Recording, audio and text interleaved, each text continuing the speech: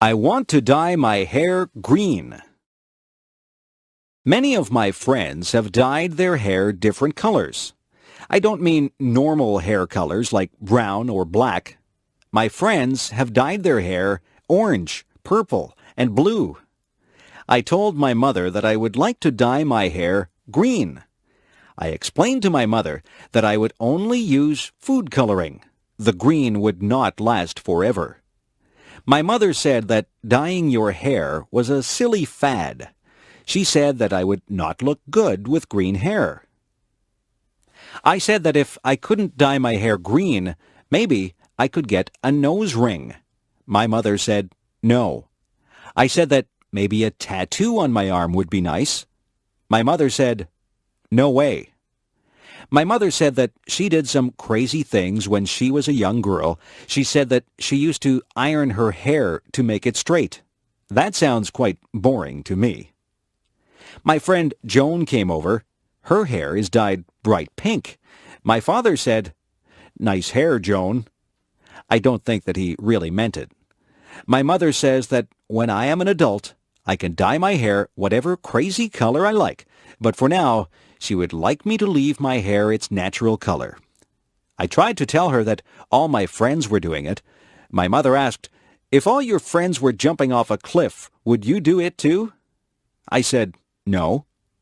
I think I'll have to wait to have green hair, but maybe by the time I'm old enough to dye my hair green, I won't want it that color. My mother says that fads change all the time. One day, something might be popular, and the next day it's not in style at all. I'll just have to live without green hair for now. I wonder what the fad will be next month. Why do people dislike other people? Some people don't like other people just because they look different. I think that is silly. I don't think that it is fair to judge someone by the way they look. Some people look very nice, but they are mean or cruel. Some people look very ordinary, but they are incredibly nice. I remember when I was in grade 1. I saw a girl across the room. She had a mean look on her face. I thought to myself that she was probably not a very nice person. I stayed away from her and played with the other children. Then we had to play a game, and the teacher said that she would pick partners for us. The teacher picked the girl with the mean face as my partner. I didn't think that the game would be much fun at all with a partner who seemed as mean as that girl. I walked up to her and said hello. The girl's face changed. She smiled at me, and she began to talk to me. Her mean face disappeared. We had lots of fun playing the game. We laughed a lot and enjoyed each other's company. That girl became my best friend. Now, when I look at her, I see what is inside her. Sometimes she doesn't smile, but I know what she is like. She is a kind and funny person. I have learned that you can't judge a book by its cover. It is not fair to dislike someone just because they don't look like you want them to look. You have to get to know a person. It doesn't matter to me what color a person's skin is. It doesn't matter to me if they are short or tall, skinny or fat, or happy or sad looking. I judge people by how they treat me, and I try to treat people like I would want to be treated. The birthday gift. It is going to be my father's birthday. What can I give him? I don't have much money. I have looked all through the stores, and I have not found anything that I think he would like or that I can afford. I have thought very hard about what to buy for him. I thought that he might like some candy, but my father really doesn't eat many sweets. I thought that he might like a new shirt, but he has lots of clothes. I can't afford a new car or computer for him. I was watching him on the weekend. He cut the grass, washed the car, took out the garbage, weeded the garden, and watered the plants. I got an idea. I went to my room and took out some paper.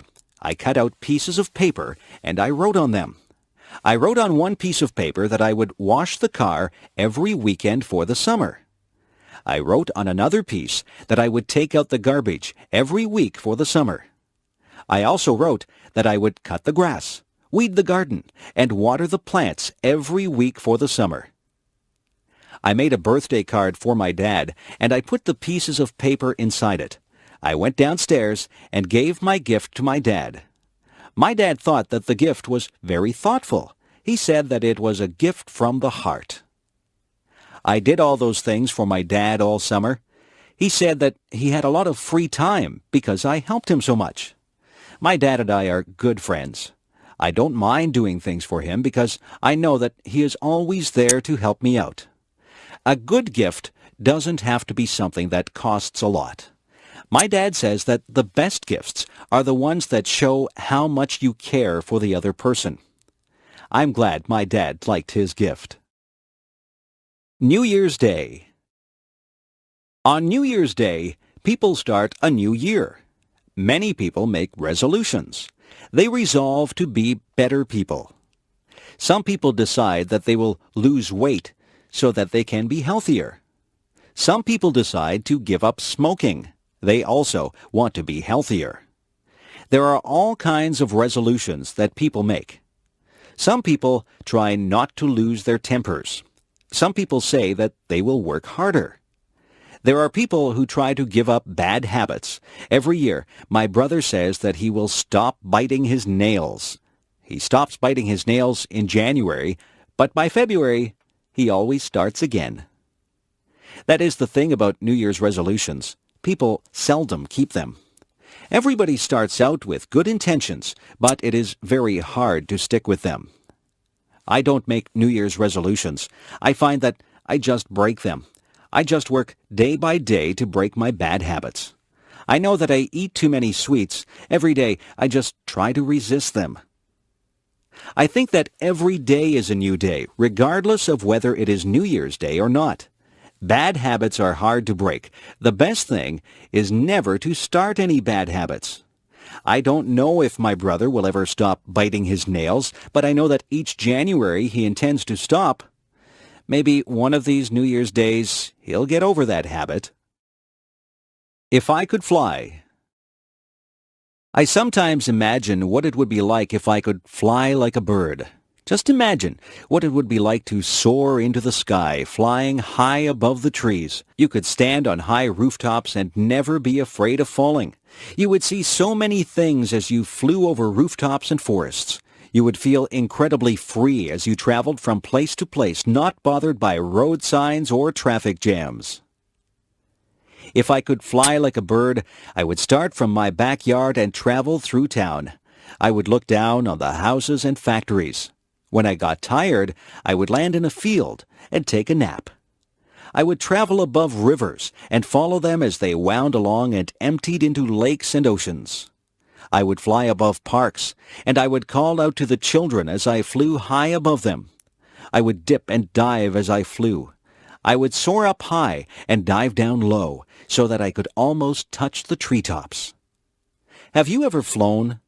I know that you can't fly like a bird, but you might have taken an airplane ride. When you're in an airplane, you pass through clouds. It is exciting to take an airplane ride. I love taking airplane flights. I like to look down at the earth. When you're up that high, everything below you looks tiny. That's the closest I'll get to flying like a bird. But I can still use my imagination and spread my wings and soar high above the world just like a bird. What I look for in a friend. What is it that makes somebody your friend? Some people are nice and you have fun with them. Some people are nice to talk to, but they don't become special to you. Some people become very close to you. Those people are the ones who become your good friends. Did you ever wonder why certain people do become your good friends? Friends usually have something in common. Often, friends enjoy doing the same things as each other. Maybe they like the same sports or the same music, or maybe they can even talk about problems or schoolwork. Friends usually find a common bond. Friends share ideas and listen to each other. Sometimes, people who don't have similar interests even become friends. You can learn a lot from a person who likes different things than you. The most important thing about friends is that they must communicate with each other. A good friend is a person who takes the time to listen to the other person. One of the most important things that I think a friend should have is a sense of humor. I like to laugh with my friends. I like to feel comfortable around my friends. It is nice to be able to talk and laugh with people who have similar interests. It is nice to share things with people and learn about their interests. You become a better person if you are able to learn things from others. Life is a journey. On that journey, you meet many people. Some of those people will change your life. You have to choose your friends with care. A good friend is worth more than all the gold in the world. A good friend will make your journey through life more pleasant. Make friends along the way, and the path through life will be very rewarding. A funny thing happened on the way to school.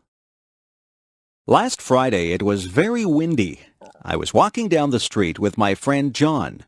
We were having a difficult time walking against the wind. The wind was pushing against us, and we felt the force of it pressing against us. We even had a hard time breathing. We were walking slowly. We watched the leaves as they danced and twirled in the wind. We watched a plastic bag as it flew by us. We saw a little boy whose baseball cap flew right off his head. His cap flew along the sidewalk, and he had to chase it. He finally caught it, and he held it in his hands tightly after he got it back. The trees were swaying frantically. Their branches swished and waved in the wild wind. John and I were hit by flying bits of paper and leaves. We laughed when a garbage can lid rolled along and hit John in the leg. We saw another garbage can rolling along the road as if it was alive. Everything was moving because of the wind. Then the funniest thing happened. I wasn't paying any attention, and a paper bag came flying up the street toward us. It hit me right in the face and covered my whole face. At first, I didn't know what had happened. I was blinded. I couldn't see where I was going. I stopped and held out my hands. When I stopped, the bag fell off my face. I looked at John. He was laughing very hard. He was laughing so hard that tears were rolling down his cheeks. He said that I looked very funny with the brown paper bag stuck to my face. I started to laugh too. We laughed about it all the way to school. John said that he wished he had a camera. He would have taken a picture of me with a bag on my face. Advice. Sometimes my mother gives me advice. She tells me to save my money for a rainy day. She says that I should eat my vegetables if I want to be strong when I grow up. She says that you reap what you sow. I didn't know what that one meant, so I asked her. She said that if you are good to people, they will be good to you. If you do bad things, then bad things will come back to you. My mother is always giving me advice. She says that a penny saved is a penny earned. I am still thinking about that one. Some of these things are difficult to understand. My mother is very wise. She says that she has learned from her mistakes. She tells me that she would like me not to make mistakes, but she says that everyone does make mistakes. The important thing is that we learn from our mistakes. My mother says that nobody is perfect. My mother tells my sister that time is precious. My sister wastes time, and my mother doesn't like that. My mother tells me to be true to myself. She says that I should not follow the crowd. I should listen to my own conscience and do what I think is right. She says that it doesn't matter if you fail at something. The important thing is that you try. If you've done your best, then that is all that matters. I listen to my mother. I think she gives very good advice. My mother has a lot of common sense. I hope I am as wise as she is when I have children of my own. Sometimes I wish that she would not give me so much advice. I think that I know what I'm doing. But in the end, I always remember what she has said, and I try to live by the standards that she has set for me. Take the advice that your parents give you. They only have your best interests at heart. A trip to the hospital. I have to get my tonsils out. I'm not really happy about it, but I'm tired of being sick and having sore throats. I have to go to the hospital 2 hours before my surgery. My mother will go with me. The nurses will take my temperature and check my blood pressure. They will make sure that I am ready for my operation. I will be dressed in a white gown, and I will be wheeled down the hall to the operating room. I can't have anything to eat or drink for a long time before my surgery. My mother will walk down the hall with me. Then she will wave goodbye as they wheel me into the operating room. The doctor and the nurses will be busy in the operating room. They will be getting ready to perform my surgery. The doctor will say hello to me and tell me that he is going to put me to sleep. He will put something into my arm. He will tell me to count backwards from 10. I think that I will only say 10, 9, and then I will be fast asleep. I won't be awake for the surgery. When I wake up, I will be surprised that the surgery is over. My throat will hurt and I probably won't feel very good. My mother will be there with me. The nurses will give me a drink and try to make me comfortable. I won't be in the hospital overnight. I will go home later in the day. My parents will have to make sure that I have a lot to drink. I can't eat any hard foods or they will hurt my throat. I will sleep a lot because I will not feel very well for a couple of days. It won't take long before I recover from my surgery. Sometimes we need surgery to make us feel better. Hospitals can be a bit frightening, but the doctors and nurses are very nice, and their job is to make you better. If I was tiny. Imagine what life would be like if you were 2 inches tall. You would have to be careful that nobody stepped on you. You would have to watch out for cats, dogs, and birds. It would be very dangerous, but just think of the things that you could do. You could live in a dollhouse or even a shoebox. You could use a bottle cap for a plate. You would have to wear doll's clothes. A stamp would make a lovely picture to hang on your wall. You could hide in a mouse hole or a drawer. You wouldn't need much food. You could probably live comfortably on the crumbs that people would leave on the table. A thimble would make a good cup. If you went outside, the grass would seem like a jungle. An insect would be huge and frightening. A puddle would seem to be an ocean. You could cross the puddle in a paper cup and use a spoon for an oar. A matchbox would make a good bed with a handkerchief as a bedspread. You'd brush your hair with a toothbrush, but you'd never find anything small enough to brush your teeth with. You could take a ride on the back of a mouse. You wouldn't find any books that were small enough to read, but you might read the back of a pill bottle.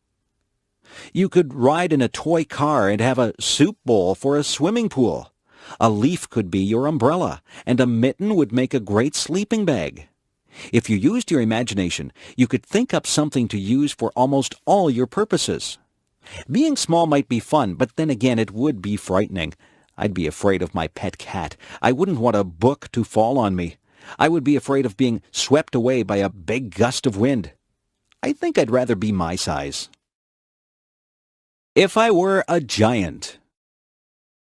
If I were a giant, I wouldn't be able to fit in my house.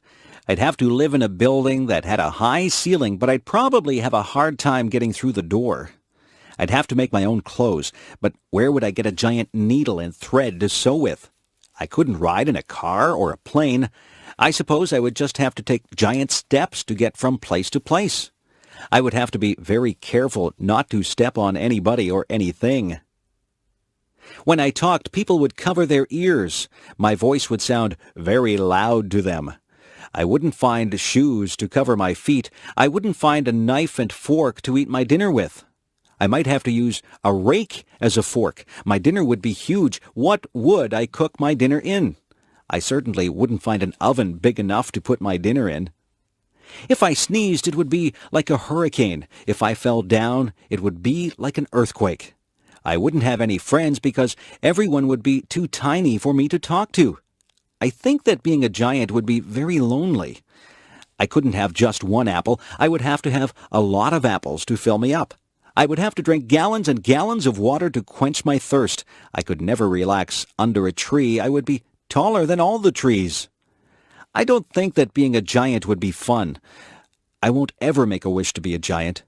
I would rather be my height. I'm very happy the way I am. Do people have the right to smoke in public? My father used to smoke. He got very ill. The doctor told him that he had to quit smoking. My father tried for a long time to quit. It was very difficult for him. Smoking is an addiction. After many months, my father finally gave up smoking, but he still craved a cigarette once in a while. He says that quitting smoking is the hardest thing that he has ever done. When my father did smoke, he smoked everywhere. He smoked in restaurants, stores, and many public buildings. Now, you are not allowed to smoke in a lot of public places. When my father smoked, the rules were not so strict. People could smoke just about anywhere. It really wasn't fair to the people who didn't smoke. Their clothes always smelled like smoke, and they breathed in second-hand smoke. Some people think that the second-hand smoke is actually worse for you than if you smoke yourself. People would smoke in their houses, and very young children would inhale the smoke that was in the air. Some people still smoke in their houses, and their children breathe in the smoke. Some restaurants have areas for smokers and non-smokers, but usually the smoke drifts from one area to the other. There are some businesses that have banned smoking altogether. Personally, I think that smoking in public places should be completely banned. I don't think that I should have to breathe in another person's smoke if I choose not to smoke myself. It wouldn't be fair for a non-smoker to get lung cancer because they had to be in a place where smokers were allowed to light up. I know that smoking is a powerful addiction and that it is very difficult to quit, but smokers should restrict their smoking to places where there is nobody else around. Lung cancer is an awful disease. Nobody should have to suffer with lung cancer. People should be educated about the dangers of smoking. Smoking should be banned in public places, but eventually I would like to believe that fewer people will smoke. It would be nice to live in a smoke-free environment. My favorite bedtime story. Every night when I was little, my mother would read me a bedtime story. My favorite story was Tom's Midnight Garden. This was a story by Philippa Pierce. It was quite a long book, and it took quite a few nights for my mother to read the entire book to me. In Tom's Midnight Garden, Tom moves to the city to stay with his aunt and uncle. He is very bored at their apartment. They have no children, so Tom has nothing to do. One night, the clock strikes 13 times. Tom knows that this is impossible. A clock can only strike up to 12 times. He sneaks downstairs and goes outside. When he goes outside, there is a wonderful garden that wasn't there the day before. The next day, Tom goes outside and finds there is no garden. The garden only seems to appear at night. Every night, Tom slips out to this wonderful garden and meets some people in the garden. He meets a girl named Hattie. Hattie and Tom become very good friends in this garden. Some very strange things happen in this book. There are some coincidences that keep you guessing about what is really going on. The surprise ending is wonderful. I really enjoyed Tom's Midnight Garden, and I was very sad when my mother and I came to the end of the book. I felt that I had visited the magical garden with Tom. It is a book that I will remember all my life. If I found a magic lamp. If I was walking down the beach one day and I happened to bump my toe on a magic lamp, I would pick it up and rub it. If it was a real magic lamp, but I don't believe that there really is a magic lamp, a genie would pop out in a cloud of smoke and he would call me master. He would say that he would grant me 3 wishes. I would have to think very hard about those wishes because I wouldn't want to waste them. I don't think I'd want millions of dollars. Money doesn't buy happiness, or so they say. I might wish for good health because if your health isn't good, you won't be able to enjoy anything. Some people might wish for beauty, but beauty is only skin deep.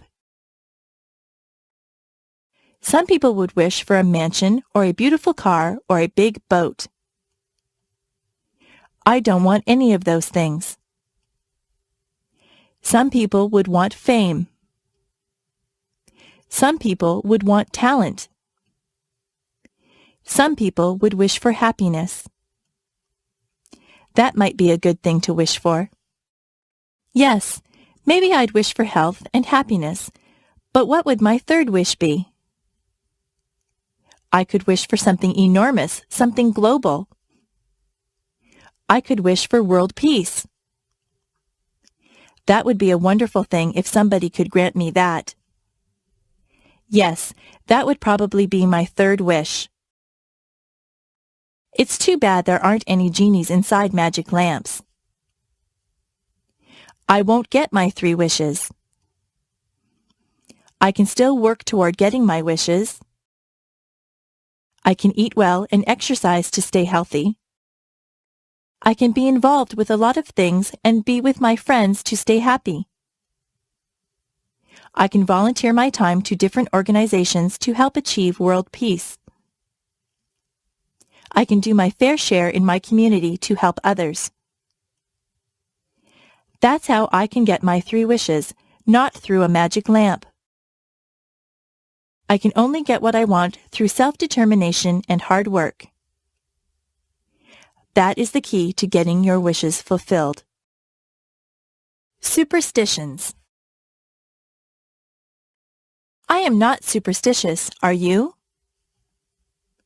Yesterday was Friday the 13th.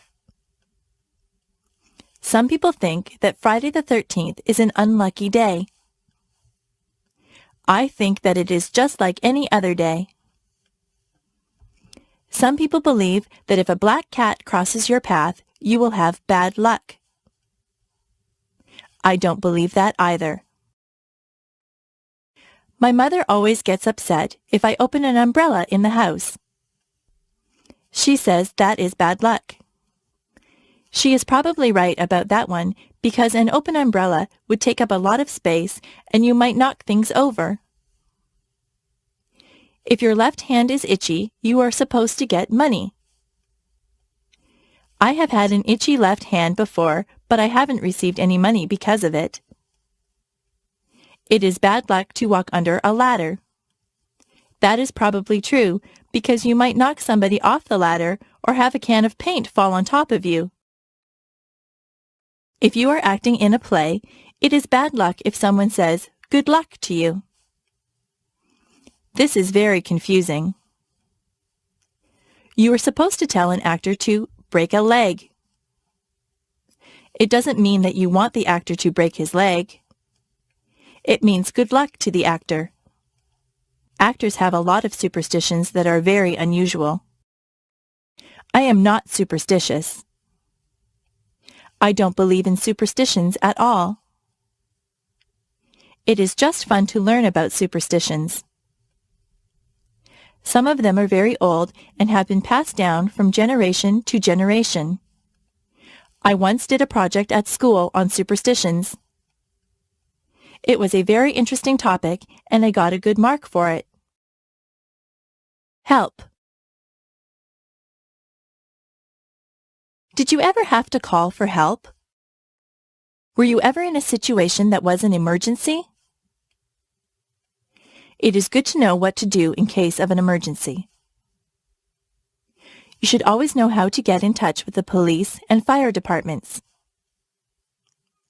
I have read stories where very young boys or girls have called the police and saved their friends' or family members' lives because they knew just who to get a hold of.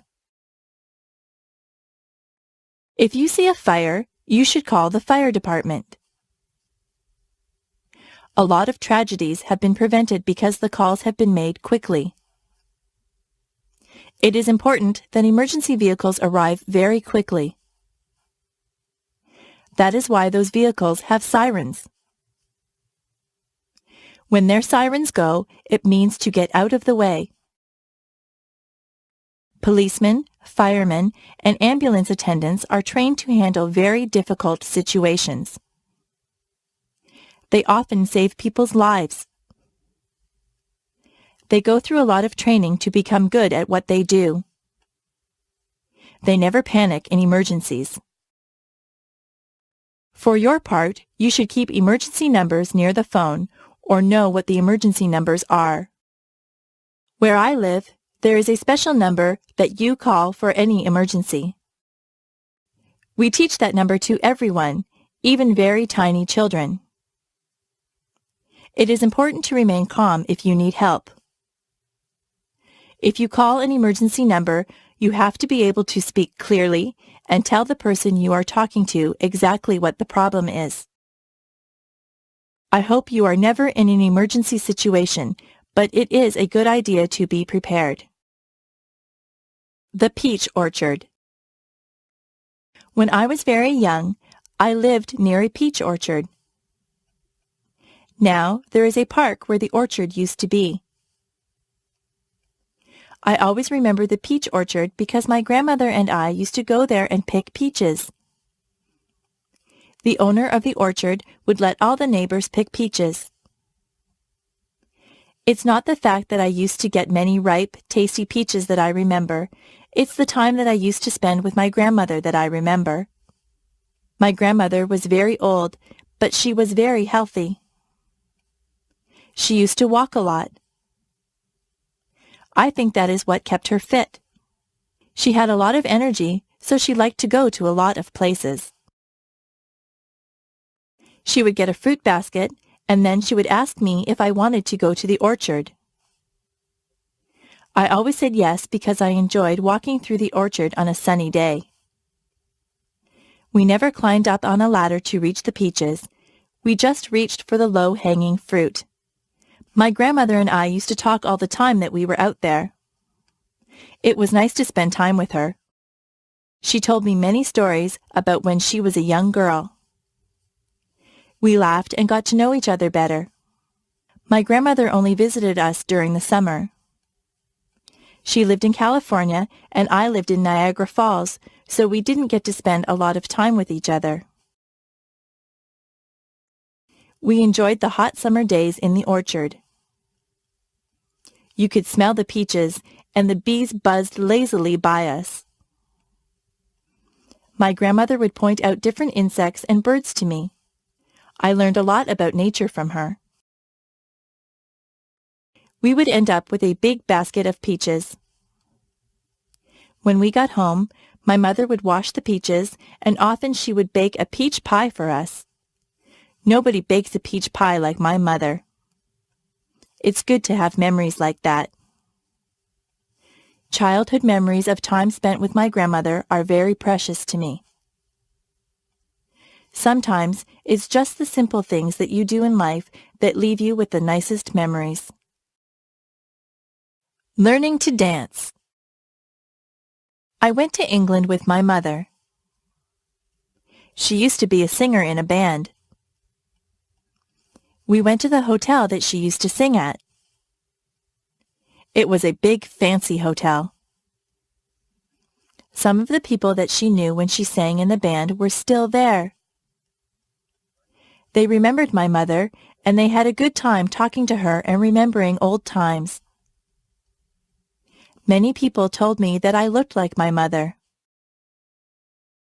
In the hotel, they had a fancy hall where they had ballroom dancing. I am not used to that kind of dancing. I always dance to rock music. A man told me that he would teach me how to dance. It looked very easy. I held one of his hands and put my other hand on his shoulder.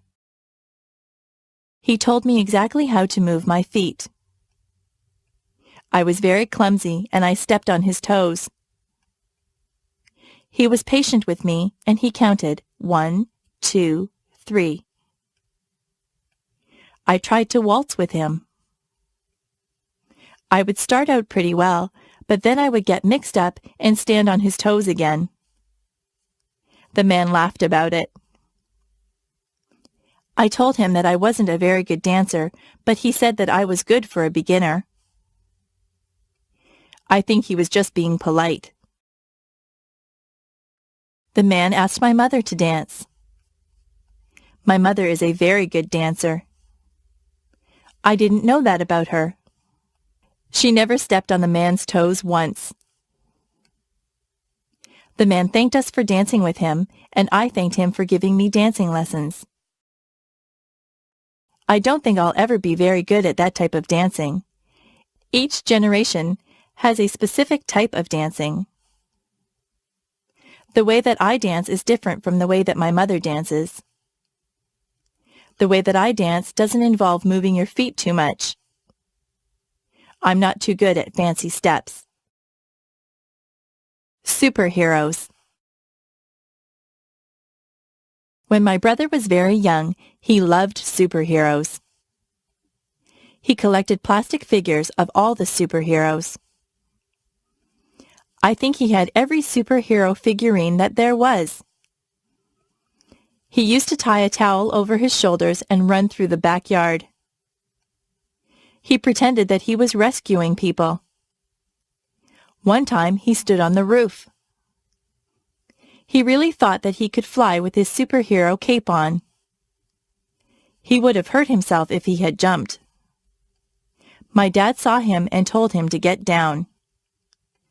My dad explained to my brother that superheroes are not real. Real people cannot fly from rooftops. My brother was disappointed. He thought that the superheroes really existed. My dad explained that most superheroes were created as comic book characters. Somebody used their imagination to make them up, and then an artist drew them. My brother was not impressed.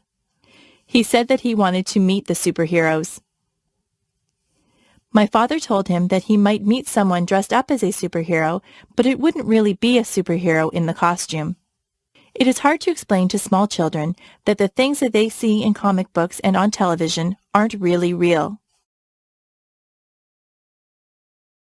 My brother still pretends that he is a superhero. He doesn't jump from rooftops, but he runs around and makes noises like he is flying. I look at him and remember when I used to do things like that. I'm more mature than my brother. I know that superheroes aren't real, but I know that he is having fun and using his imagination. Being a princess. Sometimes I think that I would like to be a princess. A princess would live in a palace and wear beautiful clothes. She would have servants to do chores for her, and she would probably marry a handsome prince. People would recognize her. They would wave to her as she drove by. It seems like it would be a lot of fun to be a princess. But maybe it wouldn't be so nice. Maybe it would be terrible to be recognized by everyone. Maybe a princess would feel like everyone was watching her. She would have to look nice every time she left the palace. There would always be people with cameras who wanted to take her picture. A princess would have no privacy. Even in her own palace there would be servants around, so she would never really be alone. If I were a princess, I would worry about security for my family. Sometimes, people who are in high positions are threatened by other people. That would be a worry. I'm not so sure that being a princess would be all that much fun. I think it might be better to be just a normal person like me. I don't have to worry about looking wonderful all the time. People don't follow me around and take my picture. Whenever you see a picture of a princess, she is smiling. I wonder if she's smiling on the inside, or just smiling for the camera. My worst fear. I am afraid of water. I don't know why I am afraid. I have never had a bad experience in the water. I just never learned to swim. I should have done that when I was just little. It would be easier for me to swim now if I had started when I was young. I will go into the shallow water, but I start to panic when the water gets higher than my chest. I don't like the feeling of not being able to put my feet on the bottom of the pool or the lake. I don't like to get water up my nose. I choke and cough when that happens. My friends just tell me to relax and I will float, but I find it hard to relax in deep water. They keep telling me that if I panic, I will sink. Most of my friends have had swimming lessons. Some of them are even lifeguards. They have tried to teach me to swim, but I think I need to go to a place where they actually teach swimming. It would be nice to jump into a pool of cold water on a hot summer day. That would be so refreshing. If I go out onto a boat, I always wear a life jacket. I think it is wise to do that. Everyone should wear a life jacket on a boat. I would rather be safe than sorry. I have decided that I will overcome my fear. I will go and take swimming lessons. I have a goal. By this time next year, I would like to be able to swim the length of the pool without being afraid. It is best to face your fears and deal with them. I hope that I can overcome my fear of water.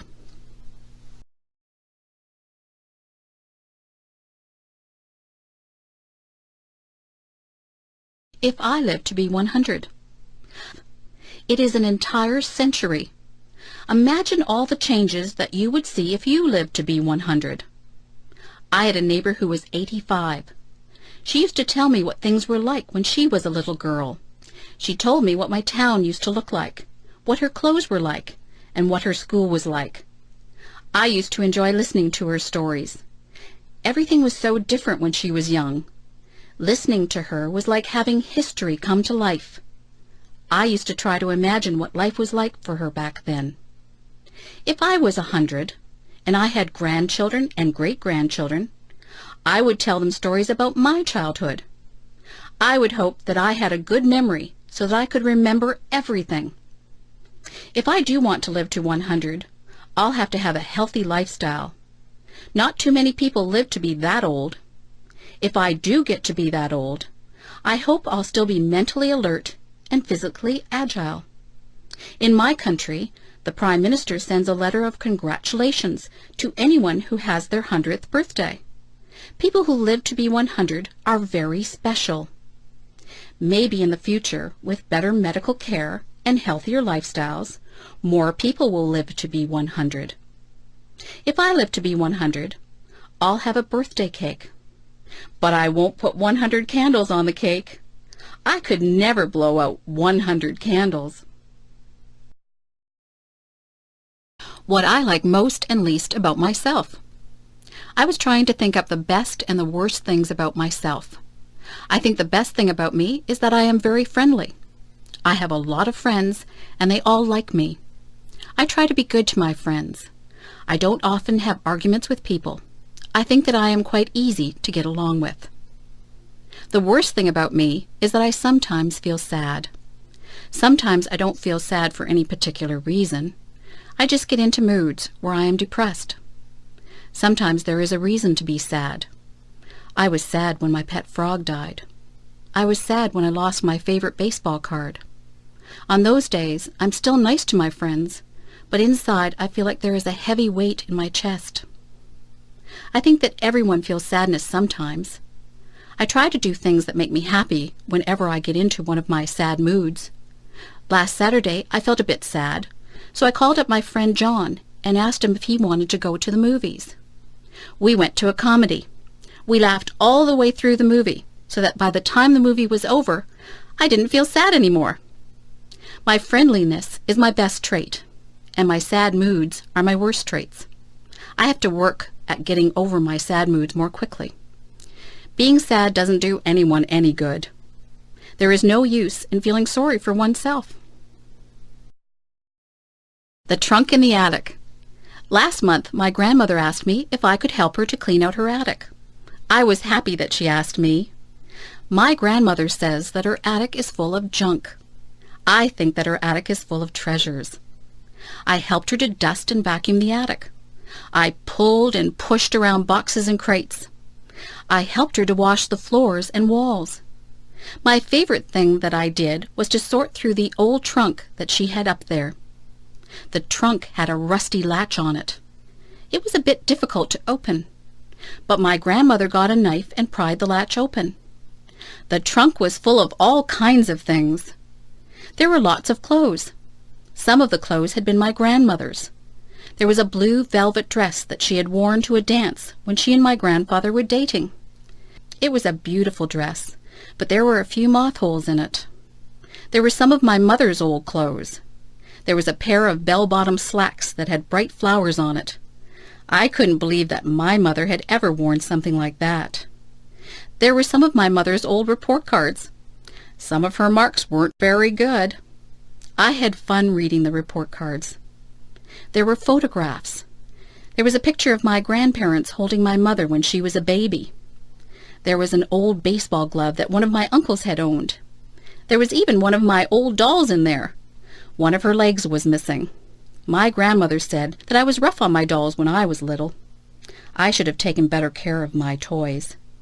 There was even some old jewelry. I tried on some of the old clothes and jewelry. I told my grandmother that I liked looking through old things. My grandmother told me to keep whatever I wanted. She said that it was all junk. I still say that her trunk was full of treasures. Hot and cold. I notice that whenever it is summer, people complain about the heat. But whenever it is winter, people complain about the cold. It seems that people are never satisfied. I don't like the winter. It is usually much too cold for me. My teeth chatter and my fingers turn numb whenever the weather gets cold. It is hard for me to warm up once I start to freeze. I try to wear layers of clothes, but winter winds go through my clothes no matter how much I wear. My feet feel like they are blocks of ice on a cold January day when I walk home from school. I would not like to live in a place that had cold climate all year long. I am not comfortable when it is too cold. I like the summer. Some people say that it is hot and sticky in the summer, but I don't mind the heat at all. I love to feel the warm sunshine on my skin. I like the freedom of not having to wear heavy coats and boots. I am the happiest when there is a slightly cool breeze that comes along to refresh you on a hot summer day. I could live in a place with a hot climate. I would enjoy that.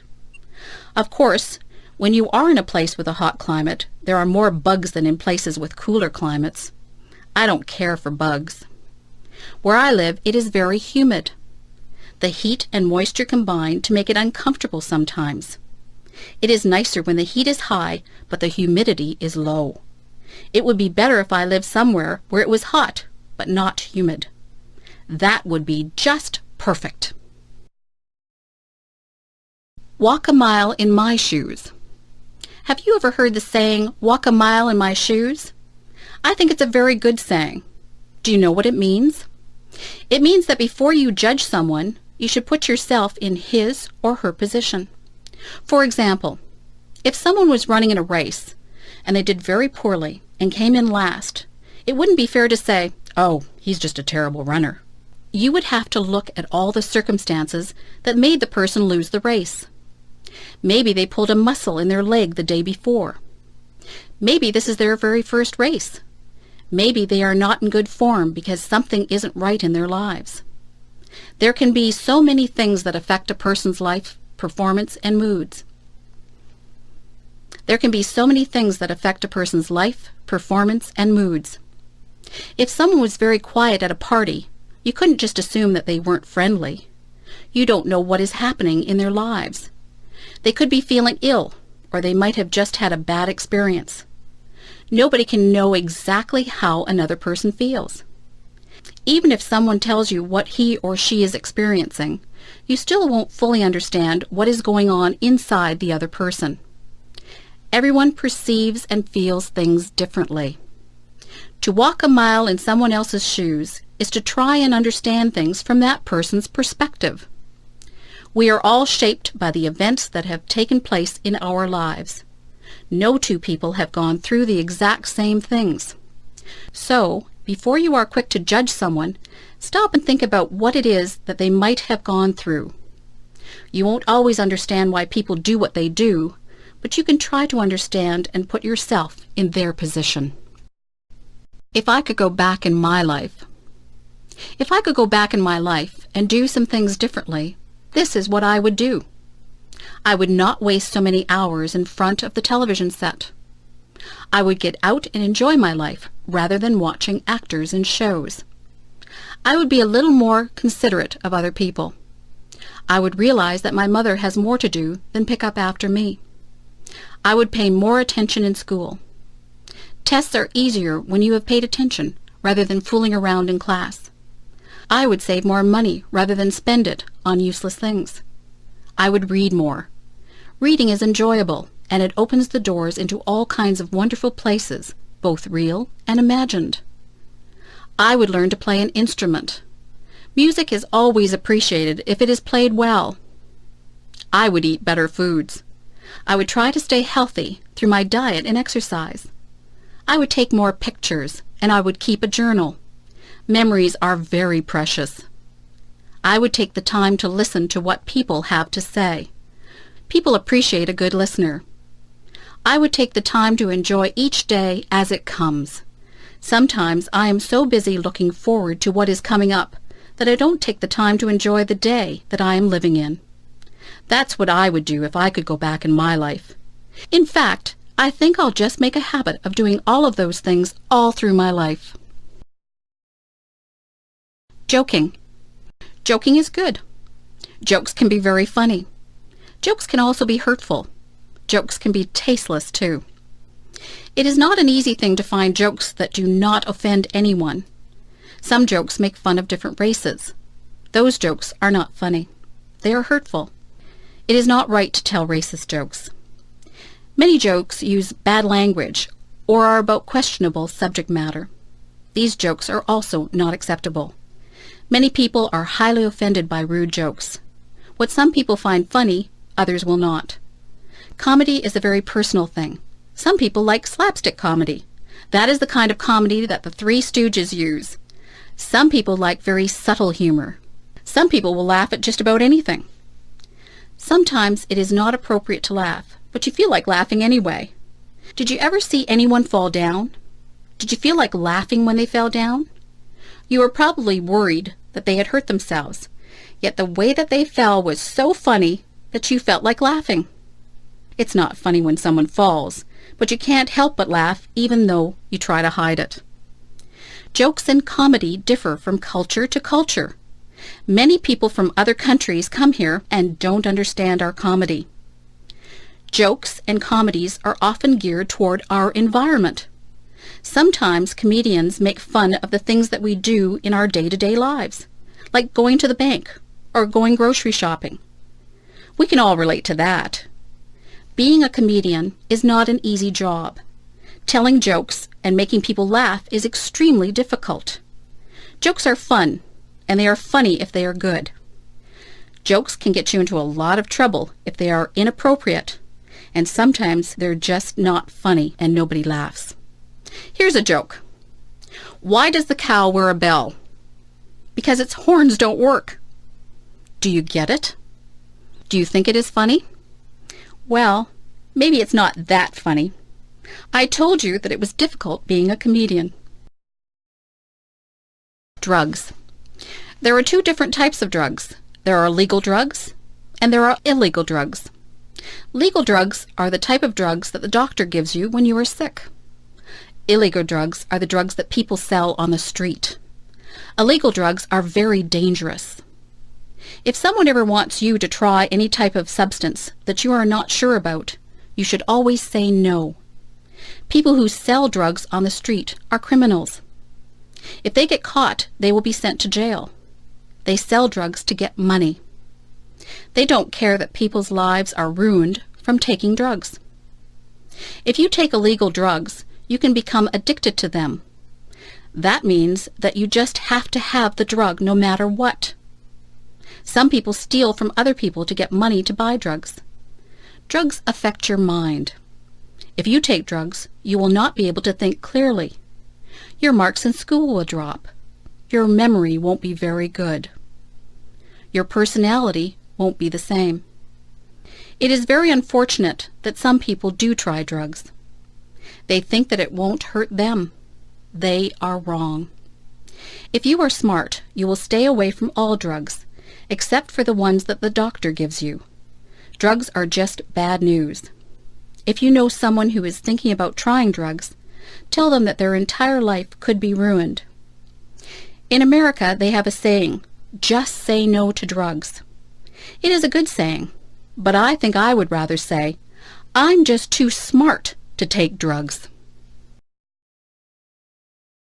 Divorce. Mary's parents just got a divorce. Mary is very upset. She thinks that her parents don't love her anymore. She thinks that they got a divorce because of her. She is wrong. Her parents love her just as much as they always did. They aren't getting divorced because of Mary. Sometimes marriages just don't work out. It isn't really anyone's fault. Marriage isn't easy. It is hard for two people to stay together for a lifetime. Sometimes people change as they get older and they move on. Some people have perfectly good marriages and they stay together for their entire lives. Divorce doesn't happen because the parents don't love the children anymore. A lot of children feel that it is their fault, but it isn't their fault at all. Children neither cause the divorce nor can they prevent it. It is up to the parents. Divorce isn't the end of the world. Children can still see both parents and stay with them. Life goes on. Sometimes children can get new stepmothers or stepfathers. That can be a good thing. You just have to be understanding and know that your parents still love you. Life doesn't always go the way that we planned it, but it has its twists and turns. Life is an adventure. If your parents get a divorce, just be understanding. Know that they love you and that this is a hard time for them. It is a hard time for you too, but these things have a way of working themselves out in the end. If my fish could talk. I have a goldfish. He swims around in his bowl all day. He looks bored. I look inside the bowl and watch him. His mouth always moves. He looks like he is talking. I imagine what my goldfish would say if he really could talk. I think he would say, "Hey, I'm bored in this little bowl. Why don't you get me a bigger tank with more fish in it? I would like to have some friends to swim around with." I went out and bought a bigger tank for my goldfish. I put some plants at the bottom of the tank, and I got a miniature deep-sea diver to put at the bottom of the tank. I looked into the tank and imagined what my goldfish was saying. He seemed to be saying, "This is a nice tank. It's roomy in here and you decorated it well, but I still don't have any friends to swim with." I went to the pet store and bought 3 more goldfish. I put them into the tank. All of the goldfish seemed to look at each other. They swam near each other and seemed to be playing games. I knew which one was my goldfish because he has a black spot on his fin. I looked at him and imagined that he was talking again. He said, "This is great. I have a big new home and friends to swim with. These are nice goldfish that you brought home for me. Thank you." Goldfish can't really talk. I know that. I just like to pretend that my goldfish talks. He seems very happy now with his nice new home and his new friends. I don't think goldfish can smile either, but it looks like my goldfish has a smile on his face. The best teacher. I have had a lot of teachers. Some of them were good and some of them were boring. There is one teacher whom I remember very well. He is the best teacher that I ever had. His name was Mr. Alden. He was a history teacher. History is not my favorite subject. I don't really enjoy history a lot. When I was in Mr. Albin's class, he made history seem exciting. He was more of an actor than a teacher. If he was describing a war, he would make us feel all the emotions that the soldiers and their families would have felt. We could almost hear the guns firing and the people shouting.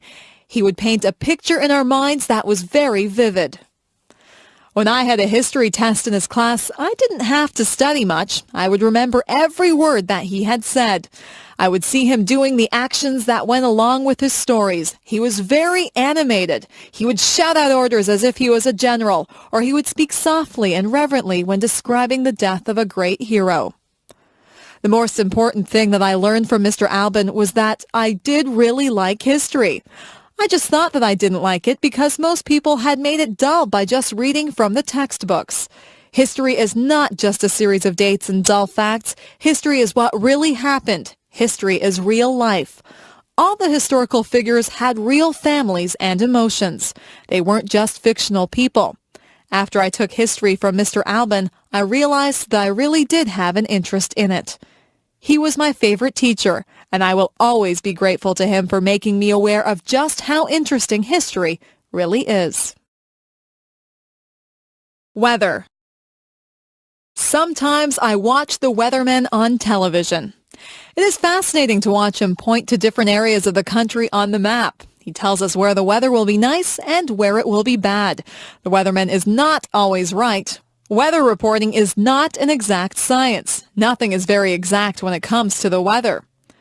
The weather department does a lot of research, but they can never be sure of exactly what will happen. Sometimes it looks like it will be clear, but the wind changes direction and clouds move in. The weathermen can warn people if there is a chance of a hurricane or tornado. The weathermen can also warn people of floods. Sometimes entire towns have to be evacuated because of bad weather. It is important to be aware of the weather. For example, it is not good to be caught in the middle of a field when there is going to be a thunderstorm. You might want to take extra precautions if there is going to be a heavy snowstorm. You would need to be in a secure place if a hurricane or tornado was predicted. You might want to cancel a picnic if you knew that it would rain that day. The weather affects us in so many ways. Some people are really affected by dull, cloudy days. If there are no sunny days, they become very depressed. Heavy air pressure can cause some people to have headaches. Weather affects all of us in one way or another. It is always a topic of conversation. People often say things like, "Hello, it's a beautiful day today." Often we plan our lives and activities around the weather. So if you are planning on walking home tonight, keep an eye on the sky. Are those rain clouds up there? You might need an umbrella. How to avoid catching a cold. How many colds do you catch in a year? Most of my friends catch quite a few colds. They cough, sniffle, and sneeze. They carry around tissues and blow their noses all the time. Their eyes water and they have scratchy throats. I don't get many colds. In fact, I can go for a whole year and never catch a cold. This is why I consider myself an expert on how not to catch a cold. I'll tell you how to avoid catching a cold. I think that you need to take a lot of vitamin C. I eat a lot of fruits and vegetables. I drink fruit juice too. I also take vitamin C pills.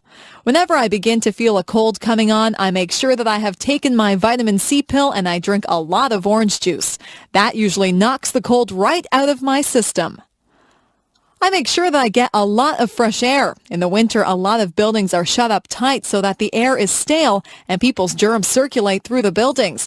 I get outside and breathe in fresh, clean air. If somebody is rude enough to cough or sneeze right in front of me without covering his or her mouth, I just hold my breath for a second. I'm not sure if this works or not, but I don't want to breathe in anybody's cold germs. Many germs are passed through hands. It is important to wash your hands thoroughly if you touch anything in a public place. If I hold a banister while I'm walking down the stairs, I think of all the people who have used that banister, and I make sure that I wash my hands before I eat. Doorknobs also have a lot of germs on them. Money is another thing that is passed from hand to hand and is covered with germs. Sometimes I see people stick money into their mouths. Just think of all the germs that you would be putting into your mouth if you did that. If you just give it a little bit of thought, you can avoid a lot of germs that cause colds. If you eat good food and stay fit, your body will be able to fight off the germs that causes colds and other diseases. It is not always possible to avoid colds, but if you do catch a cold, drink plenty of fluids and get a lot of rest. The future. I sometimes wonder what life will be like in the future. Life has changed so much in just the past few years. I'm sure that there are still big changes that are coming. Do you think we'll still drive cars? Maybe we'll get into computerized vehicles that we won't have to drive. We'll just push a few buttons and the vehicles will take us to wherever we have to go. Maybe there won't be roads. We might just fly through space to get where we want to go. Instead of telephones, we'll just use our computers. We'll be able to see each other when we talk. That type of thing is already happening. Maybe we won't have to cook our meals. We might be able to push buttons to order whatever we want. A nice roast beef dinner or an ice cream sundae might just pop out of a machine. It would be nice to have a robot to clean the house for you. In the past few years, computers have been extremely important. People used to write to each other through the mail. Now people communicate so much more frequently through email. Most of my friends own computers. If we had all of these things to do the work for us, what would we do? We would still need people to program the computers. We could spend more time being creative rather than doing everyday chores. The future holds many surprises. I'm sure that technology will become even more and more amazing. When my parents were young, they had never even seen a color television. Nobody owned a computer. It doesn't take long for things to change a lot. Who knows what amazing things are in store for us? Giving a speech.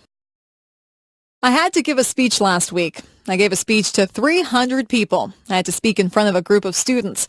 I had to tell them about a campaign that we were having to raise money for cancer research. Giving a speech can be a difficult thing. When you stand in front of a big crowd, you can get very nervous. Some people feel like they have weak knees. Their legs feel as if they are made of rubber. Their heart beats very hard inside of their chest. Their palms get sweaty. Some people even become short of breath. For some people, giving a speech is their worst fear. When you give a speech, everyone is looking at you. They are waiting to hear what you have to say.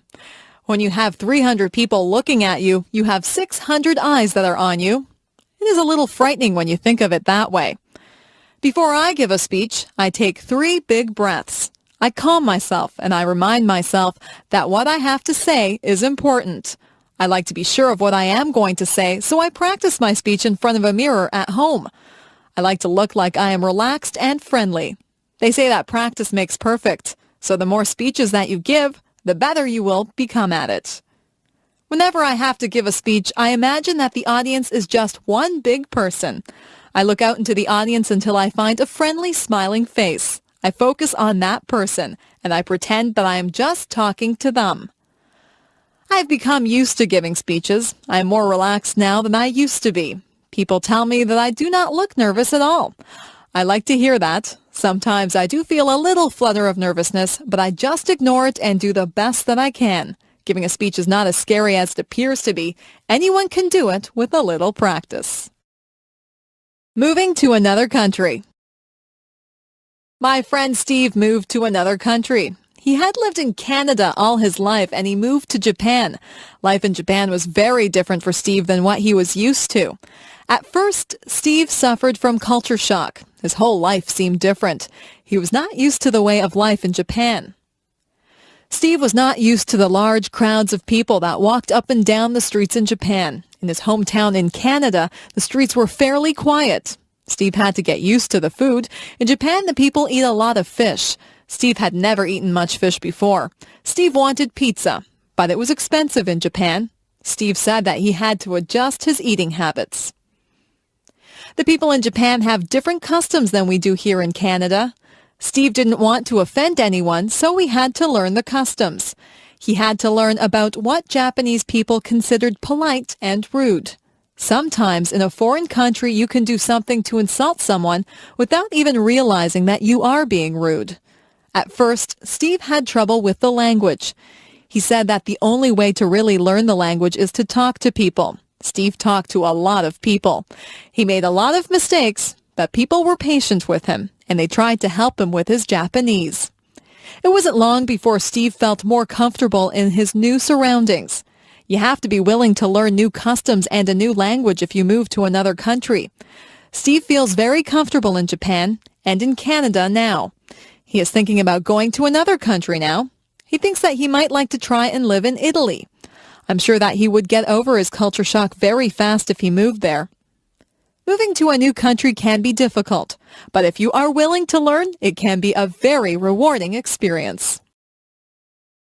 Look for the beauty.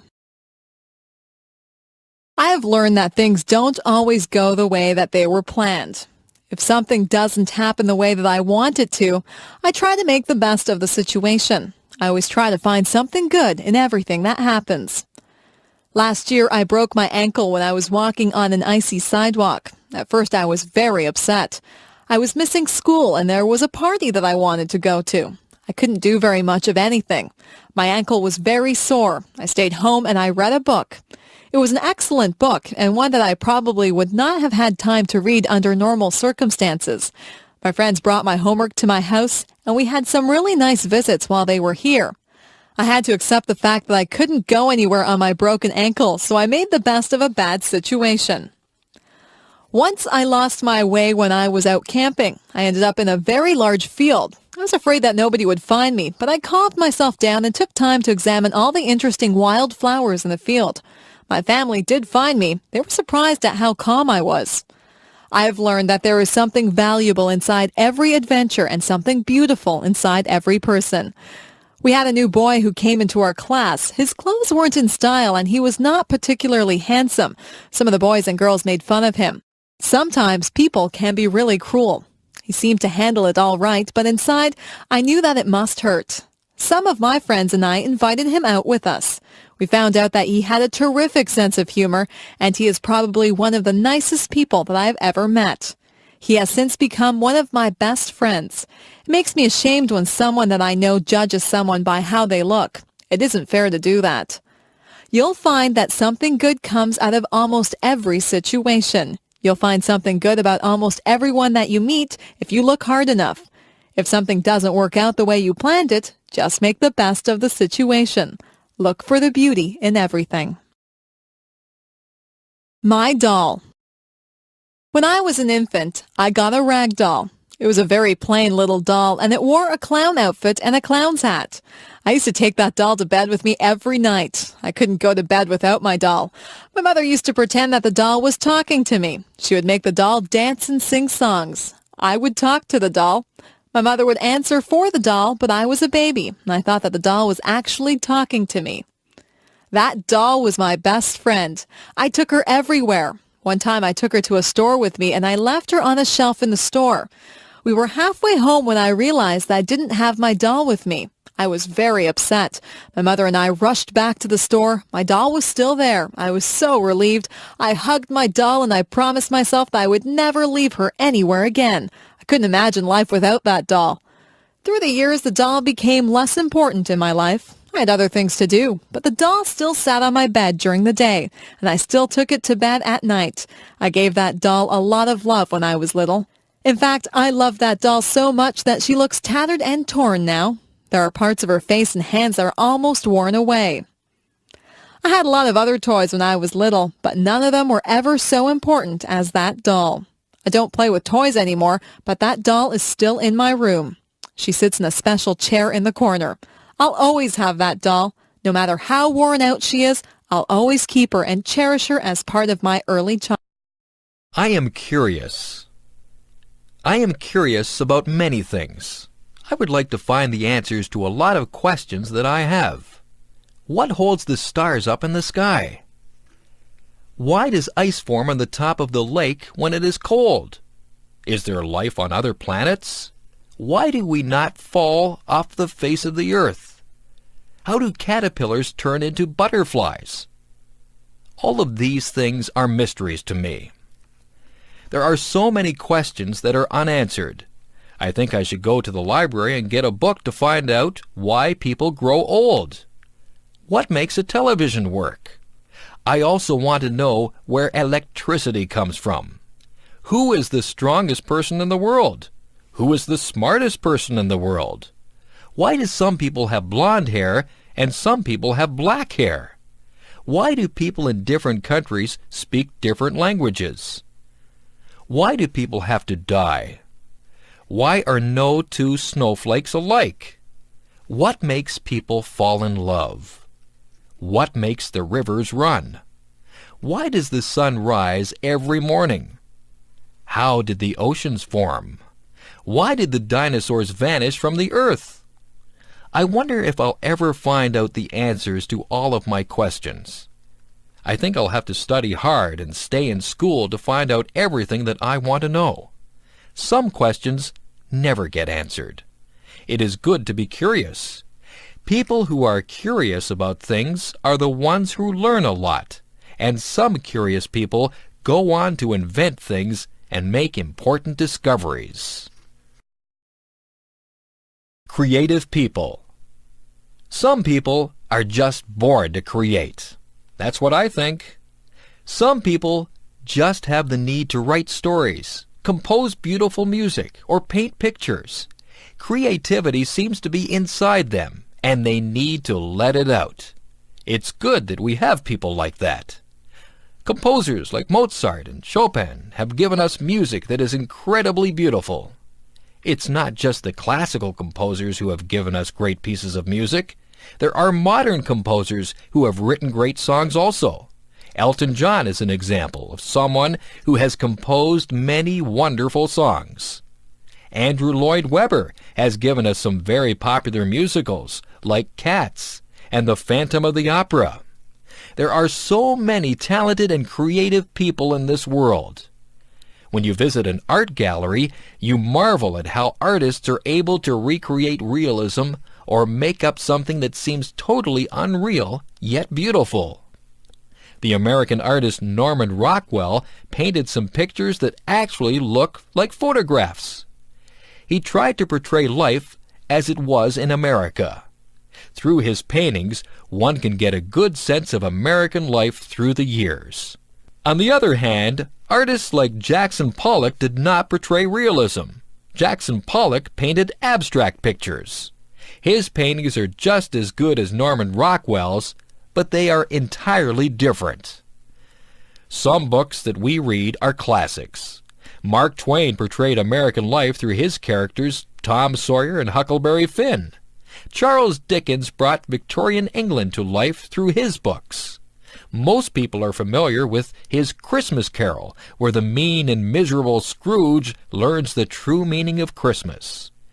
People don't have to read the classics. There are modern writers who entertain readers through their stories. Stephen King has written a number of horror stories. Some of his books have even been made into movies. We are lucky to have creative people who share their gifts with us. If you are lucky enough to be creative, you should use your talents to create works of art that we can all share. Career choices. What do you want to be when you grow up? There are so many things that you can be. You might want to work in the field of law. You could be a police officer. You could be a judge or a lawyer. Maybe you'd like to work in the food industry.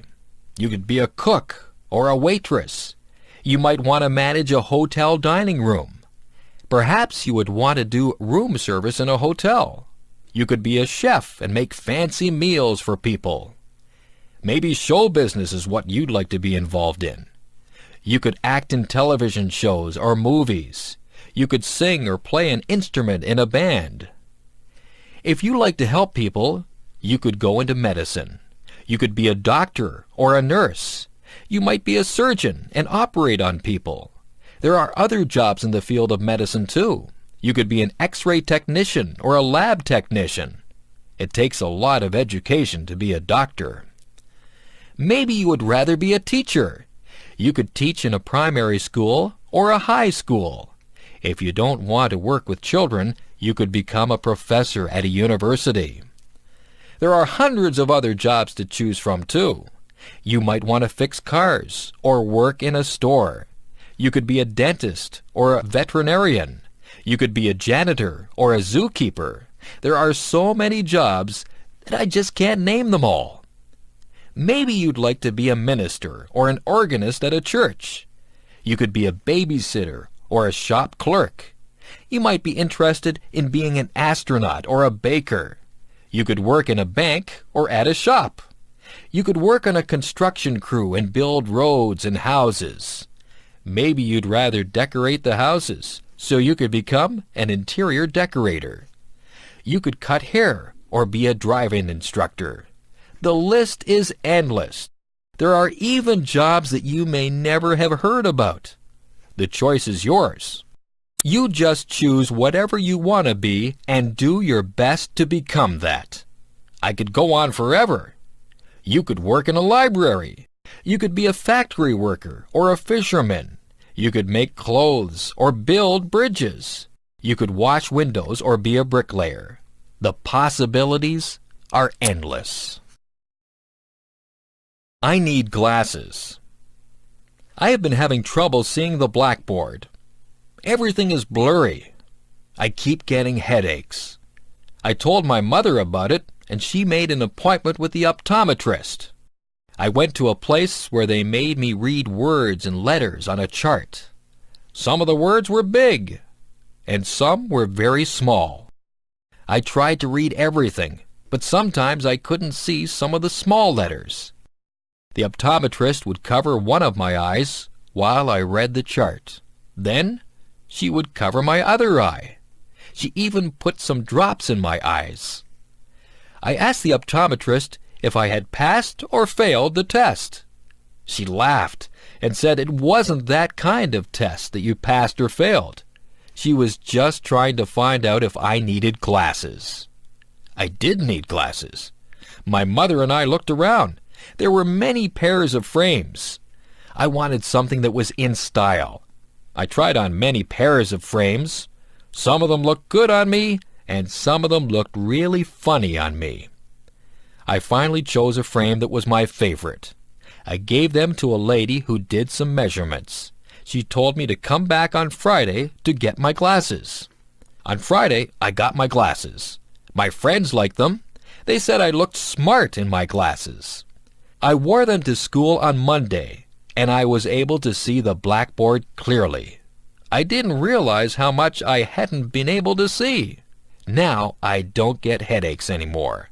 I'm glad that I have my glasses. Everything is a lot clearer now. I am clumsy. My mother says that I am clumsy. My father says that I am clumsy. I know that I am clumsy. I do things all the time that are clumsy.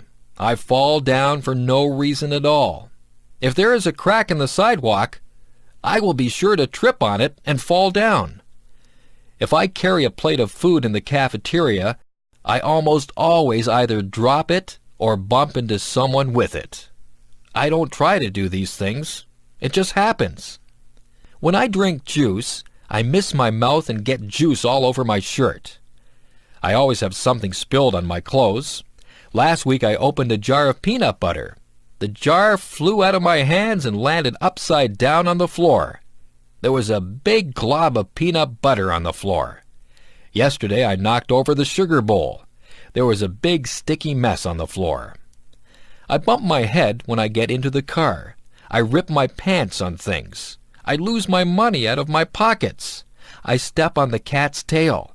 I always feel bad when I do that because the cat thinks I don't love her. I don't mean to do these things. I am just a clumsy person. My parents tell me to slow down. I am always in a hurry. Maybe that's why I'm so clumsy. Maybe it's just the stage that I'm going through. If it is, I hope it is over soon. Being clumsy is no fun at all. Home alone. I remember the first time that my parents left me home alone. I was very grown up, and I thought that I would be just fine. I was fine for a while. I watched television and had something to eat. I called my friend on the phone, and we talked for a while. Then I sat down to read a book. The house was quiet, very quiet. I found myself listening very carefully. I heard a tap, tap, tapping noise. I wondered where it was coming from. It seemed to be coming from the window. I turned out the lights so that nobody would see me, and I peeked out the window carefully. I was expecting to see a robber tapping at my window. There was nobody there. It was just a tree branch swaying in the breeze and tapping at my window. I felt silly. I turned on the lights and sat back down to read my book. A few minutes later, I heard some creaking noises. I listened carefully. Then I heard a clunking noise. I think it might have been the furnace. Then there was a whirring noise. My imagination began to play tricks on me. I was imagining that there were all kinds of creatures in the house. I told myself to grow up. I wouldn't let my imagination run away with me. I was glad when my parents got home. I told them about all the noises that I had heard. My parents laughed and said that all houses make noises. We're usually just so busy that we don't hear all the noises that go on. I have stayed home alone many times now. I just ignore all the little creaks and noises that I hear. I'm still alert and listen for anything suspicious, but I know that there are lots of noises that are harmless. That tree that taps on my window still frightens me sometimes, but I'm a lot braver now than I was the first time that I stayed home alone. Family. What does the word family mean to you? The easiest way to define family is to talk about who you are related to. Usually there is a mom and a dad, and children who are brothers and sisters. This would be the core family. Then there is the extended family, which would include grandparents, aunts and uncles, cousins, nieces, and nephews, and in-laws. People married to your brothers or sisters, husband or wife. However, I think the word family has a much deeper meaning. The word family brings words to my mind like love, support, help, kindness, fun, love, trips, closeness, love, forgiving, sharing, love, understanding, respect, and love. You'll notice one word that is repeated over and over again: love. I believe if a family has real love for one another, they will be able to overcome any problems they may have. Actually, they may not have too many problems if they all love and respect one another. However, there are things that cannot be helped, like death, sickness, or accidents. It is during those hard times that a family's love helps them to go through those experiences. We had quite a few children in my family. There were brothers and sisters, which included an adopted brother and a number of foster children too. I was also very fortunate that I had both my mom and dad to live with and do things like vacations together. We had a lot of fun, and there were some times of tears too. Above all, we love one another. Family is a wonderful thing. I am so lucky. My first job. My first real job was during my last year of high school. I had taken classes in various business subjects. In that last year of high school, we could do a co-op. That meant we could work part of the time instead of going to school. It would count as a credit towards our diploma. The place I got a job was at a men's tailor shop. The owners were a very nice older German couple. They had 2 other men working for them too. One of the men had had brain surgery for cancer. He had a big, long scar all around the top of his head. He told me all about it. He was always happy and full of fun. I thought he was very brave. The tailor shop made suits to order. One of the salesmen would measure the man, and the customer would choose a fabric and style for he or his wife liked. The people in the back of the shop would then cut and sew the suit. The suits cost a lot of money. There were also suits already made that the customer could buy instead if they wished. They could also rent suits or tuxedos for weddings or parties. I worked at a little desk. I answered the phone, wrote letters, filed papers, and did some bookkeeping. It was about a mile walk from my school to work. I passed many clothing shops. That wasn't good because I spent a lot of my money that I earned in those shops. I worked at the tailor shop for almost a year. It was a good experience and helped me get my next job with the United States Navy. That was fun too. First trip away from home. Today I'm going to my friend's house. Her name is Valerie. This is going to be my first trip away from home without my parents. My dad is driving me to Valerie's house, and I'll be staying there for 2 weeks. Her mom will drive me back home. It takes about 1.5 hours to get there. I have to pack enough clothes for play, work, and church. I hope I'll pack the right things. Of course, I have to remember my toothbrush and hairbrush. Valerie lives on a farm. I'll be helping her dad with milking the cows, I think. We'll play up in the hayloft after we have helped put the bales into the barn. We'll be all itchy when the job is done. There are a lot of things to do on a farm. Her mom is a good cook and will feed us well. There is a nice pond where we can go swimming. I mustn't forget my bathing suit. I wonder if the farm dog comes into the pond too. That would be funny. My dad and Mom are giving me money just in case we go shopping. I hope we do go shopping because I want to buy lots of candy. I won't tell my Mom that. Oh dear, I hear Dad yelling, "Let's go!" I haven't even finished packing my things yet. I guess I better stop writing this now and get busy fast. Bye. My job. I work at a conservation park called Balls Falls. I've only worked there for 3 weeks now. I am a tour guide, and I tell people the history of all the old buildings there. Somebody told me that one of the houses I work in is haunted. Now I get chills every time I walk into that house. My boss told me that the stories aren't real, but I have an active imagination. Balls Falls is very beautiful. It has 2 different waterfalls, the upper falls and the lower falls. There used to be tons of water cascading over them, which turned a big water wheel to grind grain. However, through the years, the amount of water has really lessened.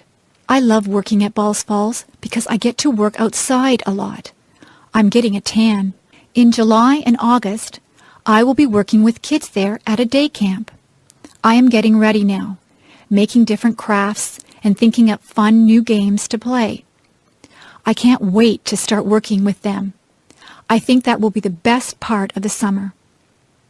I will be going to work tomorrow. I usually have to work from 9 a.m. to 4:30 p.m. I also like the people I work with. They are very nice. Come to Balls Falls and I'll give you a tour. My hobby. Let's see. Today I might go fly a kite or maybe go for a swim. It is hot outside and I don't know what to do. My mom tells me that I should do something that I like doing on hot days.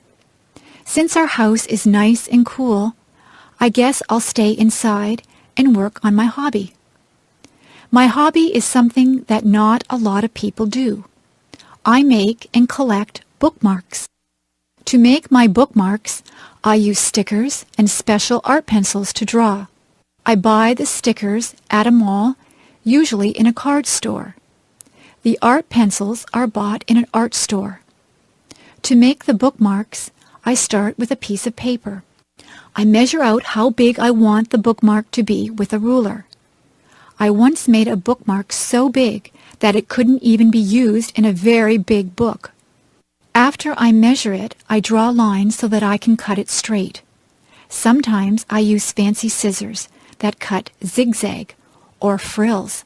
Then I start to decorate them. I like to draw cartoons and flowers on my bookmarks.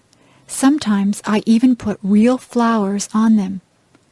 A lot of the time, I write little sayings on the bookmarks. I like to give my bookmarks to friends and family. Sometimes I even sell my bookmarks to people. I like my hobby. I can draw whatever I want on the bookmarks. Maybe sometime in the future, I will be a famous bookmark maker and even have my own store. If I had $1 million.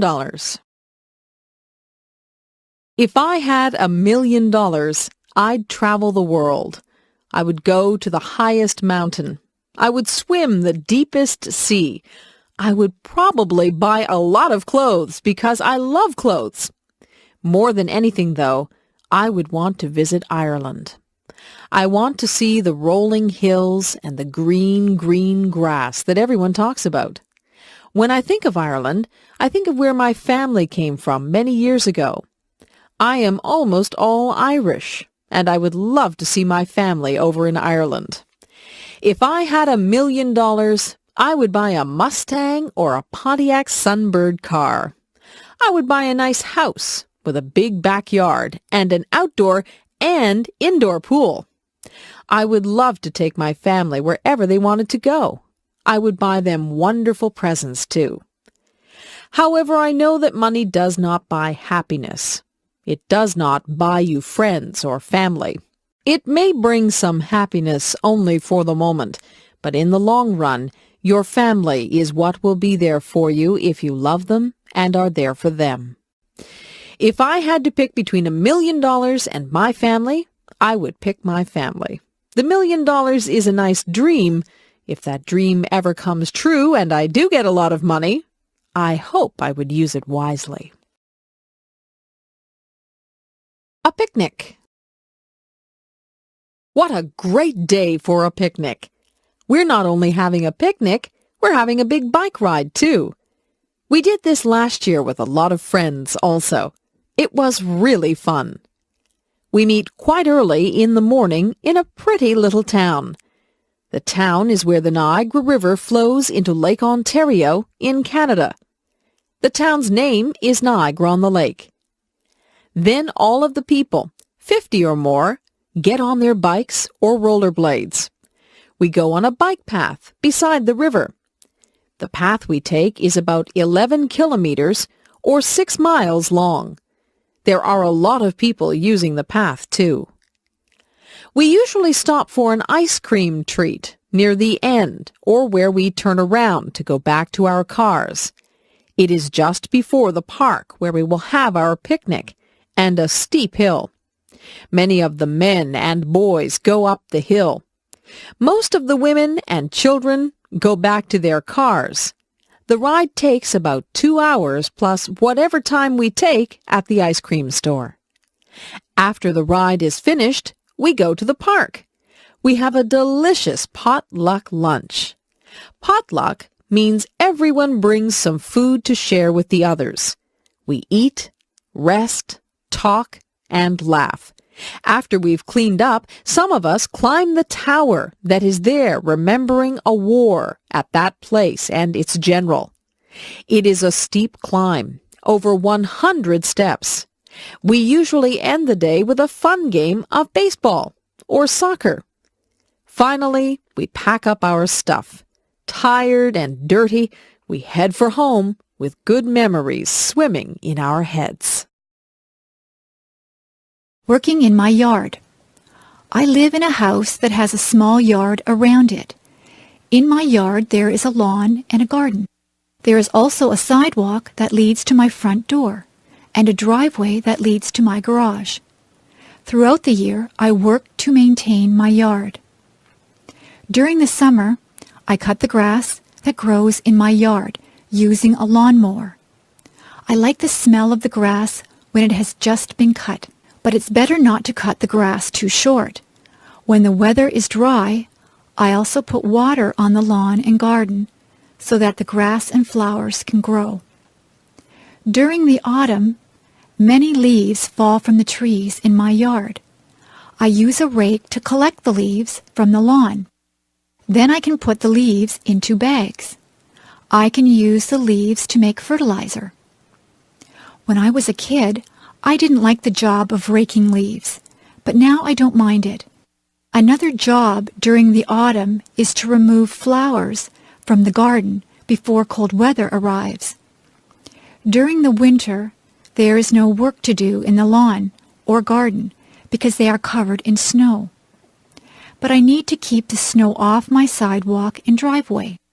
Whenever it snows, I use a shovel to clear the snow from the sidewalk and the driveway. Sometimes it snows a lot. If I didn't shovel the snow, it would soon be impossible to get into my house. During the spring, the snow melts. I clean up my yard by sweeping away the dirt and by removing weeds from the lawn and garden. I also put flowers back into the garden. It's nice to see them again after the long, cold winter. When spring comes, the grass grows very quickly, so I need to cut the grass quite often. Working in the yard can be very satisfying work. It's so nice when the lawn and garden are looking green and healthy. Early morning. Yawn. I'm so tired. I don't like getting up in the morning. I wish I could sleep in until noon. My mom has to come into my room and shake my feet. "Get up, you lazy girl," she says. "It's time to rise and shine. It's a beautiful day." I raise my head, mumble and turn over, putting my pillow over my head. My mom yanks my pillow from off my head and starts tickling me. "Okay, I'll get up," I shriek. The sun is so bright that I squint. I think I will go outside and play. I can't wait to get up now. My mom cooks me breakfast. I have eggs, bacon, toast, and orange juice. When I finish my breakfast, I brush my teeth, comb my hair, wash my face, and then change into my play clothes. I choose a bright pink and yellow tank top with jean shorts and blue sandals. My bike is in the garage where my dad keeps the cars and tools. As I pedal, my hair flies out behind me. I keep my mouth shut so that bugs don't get in. I am going down a big hill now. I can hardly pedal anymore. My legs are moving so fast. I hang onto my handlebars tightly. I don't want to fall off. I finally am able to slow down as the road becomes level. I turn a corner and decide to go back home. I realize I now have to ride up the hill. I know I will be tired when I get to the top. I think that I will have some water now before I start to go up. It tastes great. It is so clean and cold. Well, I know that I have a big trip ahead of me, so I need to get going. Bye-bye. The wedding. We went into the church and sat down. There were pretty flowers at the front. There was beautiful organ music playing. The church was full of people dressed up nicely.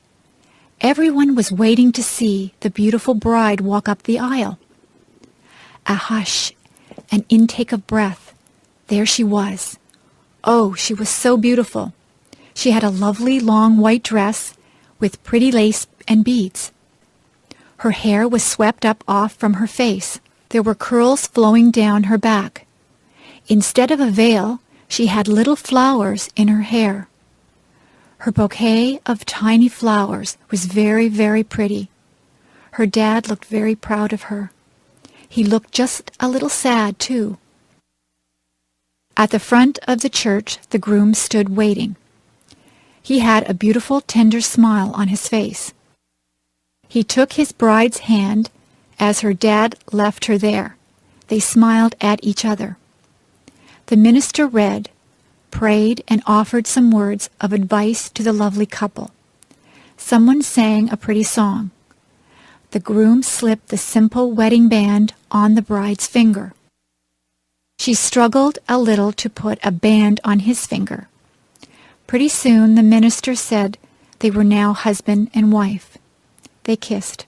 We all stood as they walked down the aisle to live the rest of their lives together as Mr. and Mrs. We cried. The perfect place. There is a place in my mind that is pure. Everything there is beautiful. Many flowers grow, and the grass is very green. The clouds are always white and fluffy. The tree's branches sweep the earth floor. You can hear the sound of a waterfall. It is roaring with life, and the water races. A bird calls in the distance, and as you listen, the sound gets closer. A flapping quite near makes me turn and look. A great, magnificent eagle flies over my head. The strength I see in his powerful wings amazes me. I am never thirsty or hungry. I live off the beauty that surrounds me in this perfect place. I walk on trails that lead me to breathtaking places. The beach is my favorite spot to end up. The sand between my toes is soft and cool. I love to lie down on the sand. I watch the sun go down. Sometimes the sun is a brilliant orange. The world seems like it is on fire. Waves lull me to sleep. The seagulls wake me up. In this perfect place I have learned so much.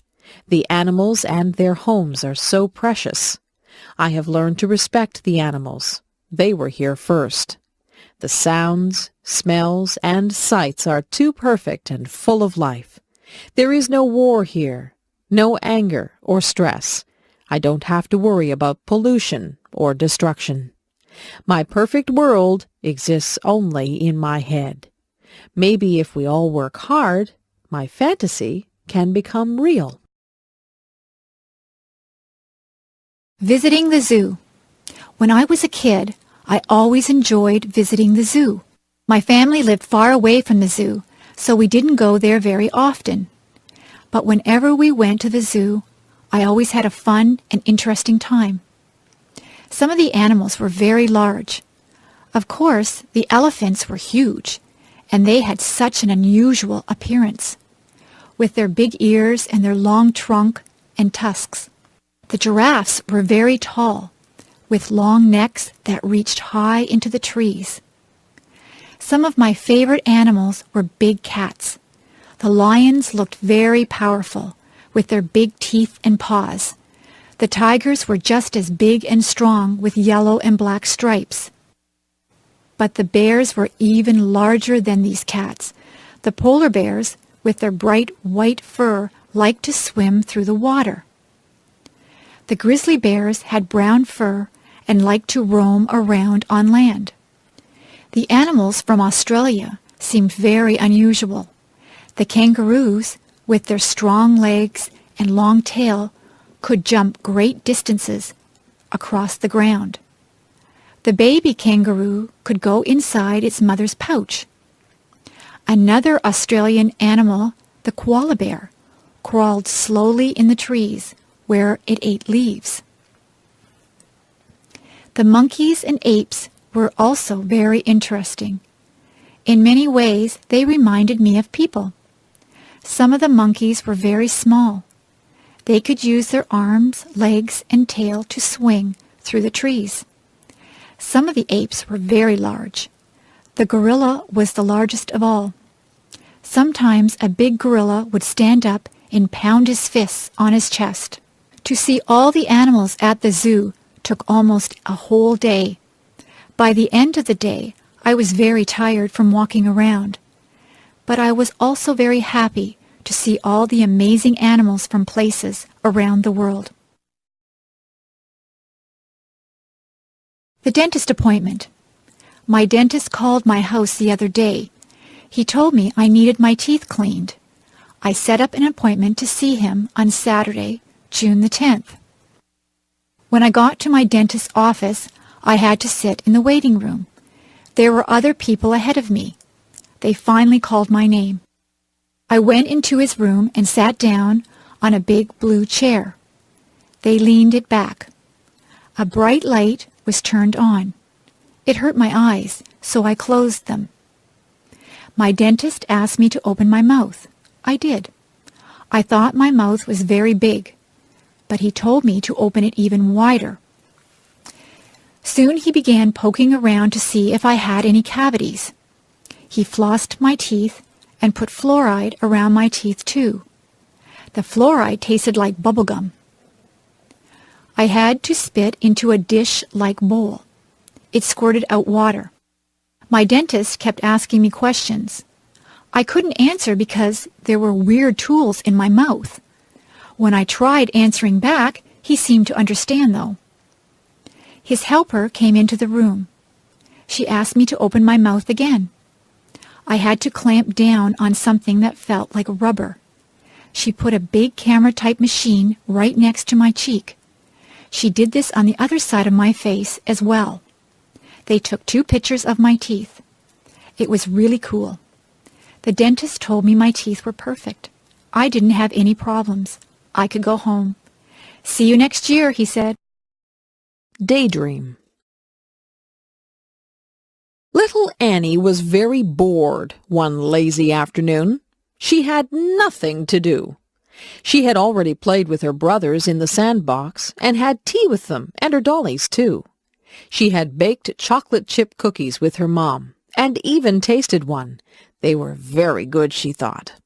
Now Annie was trying to figure out what else she could do to pass the day away. Little Annie decided that she would go to her favorite spot in the world, the green, grassy field full of daisies beneath the great oak tree. She took a red and white blanket with her. She laid it down on the ground, and then she lay down on it. She lay there looking at the clouds, fluffy and white. She saw bunnies, huge gray elephants, and scary-looking crocodiles. Soon little Annie was drifting in and out of clouds and reality. The clouds started dancing with her, begging her to come and play. She got up from her blanket and joined the clouds. They flew over rooftops of all of the village people, swam with the fish in the lake, and said hello to all of the birds that they passed by.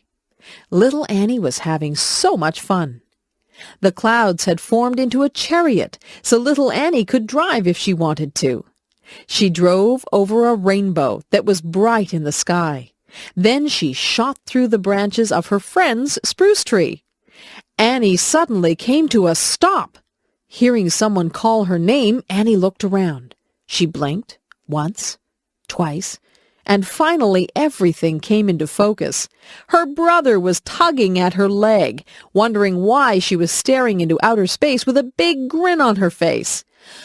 "Oh," little Annie said, not really knowing that she had been sitting there all along. My friend in the next office. When I started my job a year ago at the university, I did not know my way around. I did not know where to find anything. I had a million questions. But Diane in the next office took me on a tour showing me the places to eat, the library, the lecture rooms, where to get a picture ID card, how to get from one building to another. When I had a question, I asked Diane how to use the telephone, where to make copies, where to print with my computer, the location of my mailbox. She teaches as I do. We both spend a lot of time helping students and answering their questions. She giggles a lot. I hear her laugh with her students. Sometimes she asks my advice about her work or about a problem, and I ask her advice. Sometimes she comes into my office and says, "I am really angry. Can I whine to you?" Then she talks about a problem, and I listen. And then she returns cheerfully to her office. Sometimes I go into her office and say, "I'm upset about something that happened. Can I come in for a minute?" Then I grumble to her, and she listens, and then I go back cheerfully to my office. Each of us feels better when we have shared our problems. Then they are no longer problems. Diane is shy in a group of people. She is quiet and does not start a conversation. Everyone around her talks, and she listens.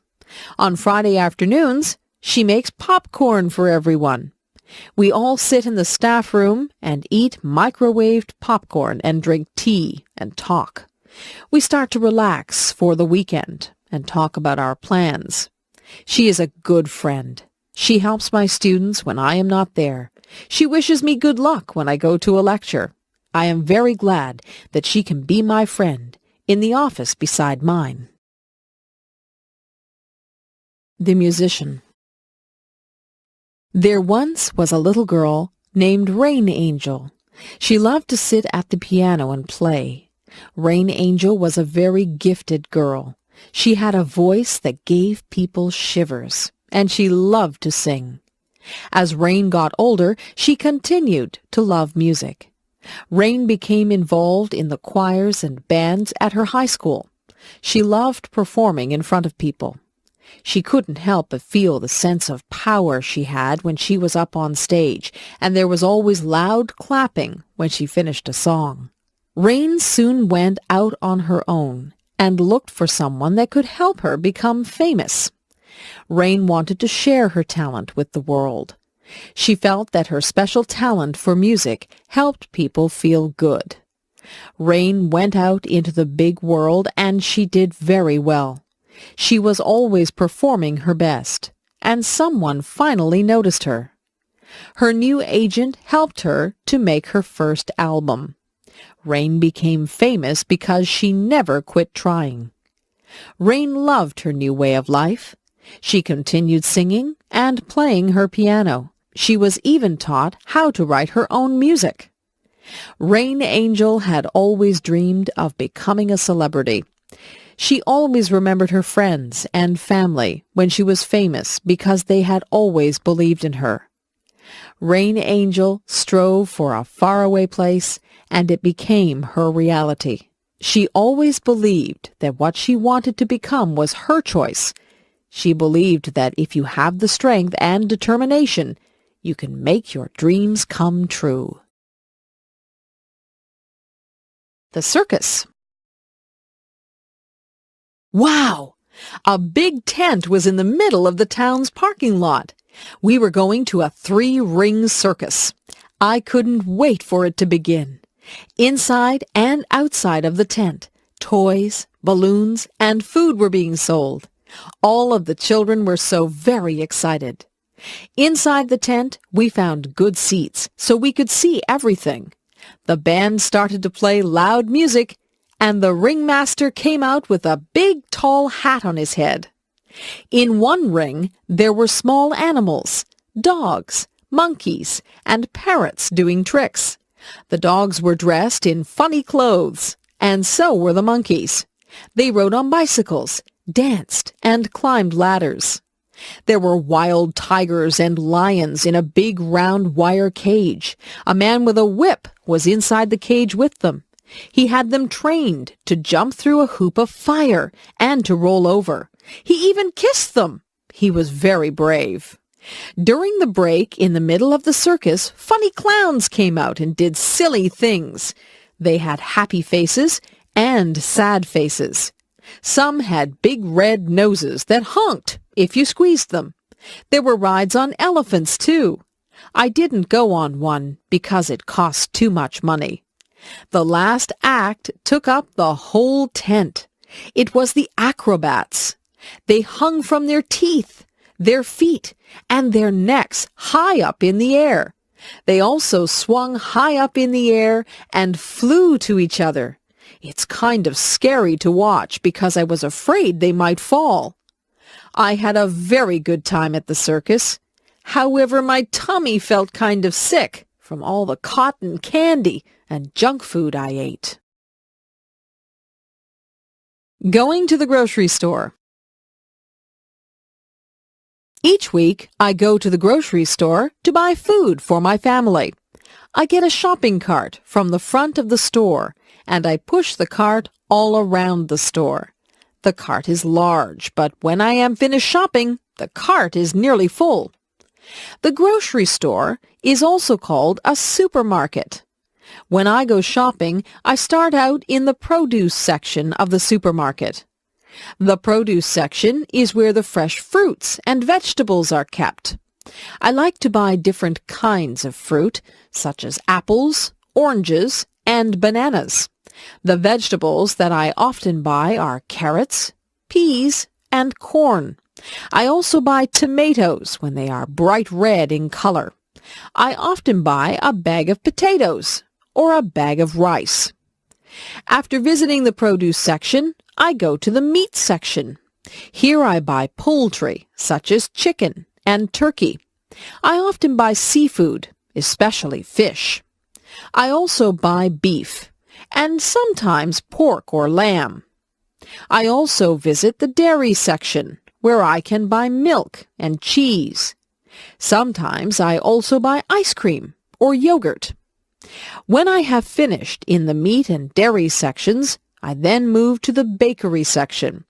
This is where loaves of bread are baked and sold. There are many different kinds of bread in the bakery section. The bakery section also sells pasta, such as macaroni and spaghetti. And of course you can buy pies, cakes, and cookies in the bakery section. These foods are very sweet and tasty.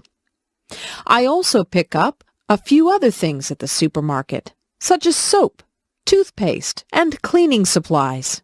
But sometimes I forget to buy something that I plan to get. Maybe I should make a list of the things I need to buy.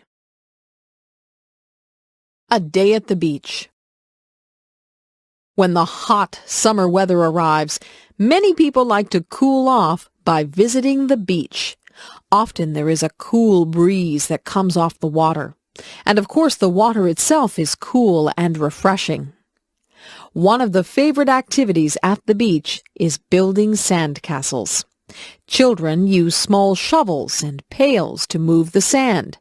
They can build small forts and castles by carefully forming and shaping the sand. Building sand castles is a lot of fun, but you shouldn't build them too close to the water.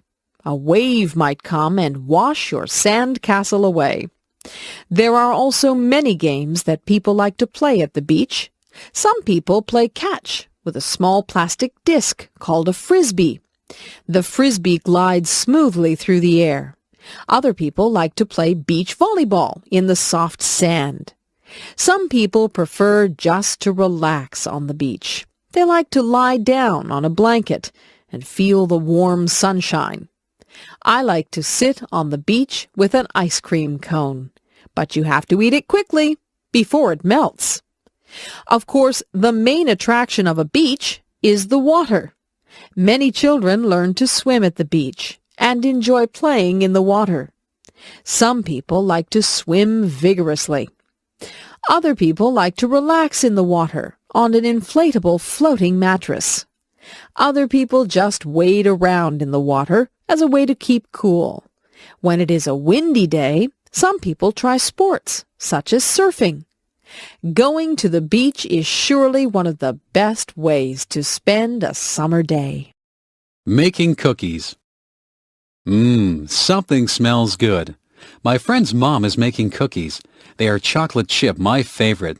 I think I'll go home and ask my mom if we can make cookies too. I run all the way home and rush through the door. I yell, "Mom, Mom!" She comes out from her bedroom, her eyes wide. "What?" she answers, a little worried. I breathlessly ask if we can please, pretty please, make cookies. She smiles and says, "I guess so." "Yes," I reply. First, Mom tells me to get out the cooking stuff. So I get out the mixer and bowl, the measuring cups and spoons, and the cookie sheets. Then she tells me to get out the recipe book. I remind her that the recipe is on the chocolate chip package. "Right," she says. Then she asks me to look at the recipe and get out the things we need, like flour, sugar, and butter. We set the oven temperature to 350 degrees Fahrenheit. Then we mix all the flour and other ingredients together. Last, we added the chocolate chips. We drop the batter by big teaspoons full onto the cookie sheets. We set the timer for 12 minutes and just sit back and enjoy the good smell. The buzzer rings. We take the cookies out. Oh, do they look good. We don't even wait for them to cool down. Both Mom and I get a big glass of cold milk and 2 big warm cookies each. Yum, yum. Want to join us? Stars in the midnight sky. Twinkle, twinkle, little star, How I wonder what you are. Up above the world so high, like a diamond in the sky. Twinkle, twinkle, little star. This is a little poem song I always say when I'm outside and I see the stars. When I see the first star of the night, I always say this one. Star light, star bright, first star I see tonight. I wish I may, I wish I might, have the wish I wish tonight. Do you have a special thing to say about the stars? Stars are beautiful bright spots in the sky. Stars are usually seen at night when it is dark. We can't see them in the daytime because the sun is so bright, the brightest star of all. I like staying up late just to look at the stars. One time I was outside at midnight, and the stars seemed to sparkle and dance. They really did look like diamonds dancing in the sky. If you watch the stars long enough, you may see a falling star or a shooting star. I have seen both. A falling star is where the star just seems to drop, and it leaves a trail of what appears like stardust. A shooting star is very beautiful. It shoots across the sky, leaving a long trail of colorful stardust. Shooting stars seem to brighten up the whole sky. They usually seem quite close to Earth. Have you ever watched the stars and got the urge to reach out and touch them, or even join them in their secret dance? I wonder what it'd be like to see a star up close. Would it look like the moon? Maybe one day when I am older, I will go up in a rocket ship and visit the dancing stars in the midnight sky. Music. A song comes on the radio. My lips start to move, singing along. My fingers start to snap. My feet begin to tap. The music sinks deep into my soul. I listen to the music as it fills my brain, and I remember when I used to sing. I sang in front of huge crowds. I loved it when they watched me and clapped for me when I was finished. Letting out my feelings when I was sad, mad, happy, or glad was when I would sing. I sang in the shower. I sang in the rain. I sang in church. I sang walking down the street. Music has always been a big part of my life. It seems like I was a baby when I started playing the piano. I would sit on my sister's lap while she played the piano, and I would bang on the keys. I remember sitting beside her and learning how to sing. I sang my little lungs out. As I grew, I listened to other singers on tapes, the radio, and CDs. I took those things that I had heard from different singers and made myself sound like them. Soon I could take what I had heard all my life and make it into my own sound. I have always liked singing jazz and blues. I don't listen to jazz and blues a lot, however. I listen to pop, rock, classical, and some country. As you can see, I like many types of music. I have seen musicals too, like Phantom of the Opera and Les Miserables. Those musicals were amazing. They were such bright costumes and stage sets, not to mention the wonderful songs and singing. Music has been on this earth since the beginning of time, and it touches everyone in a different way.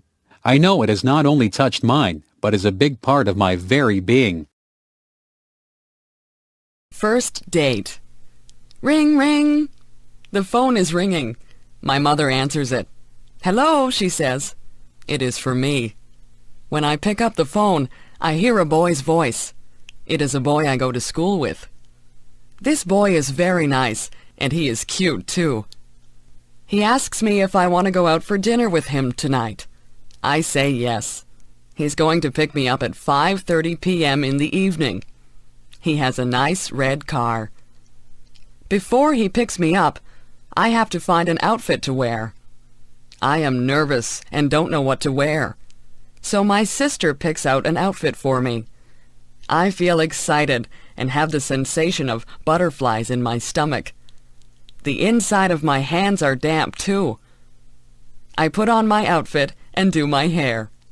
My sister gives me some nice clips to put in my hair. Ding dong! The doorbell buzzes. My date is here.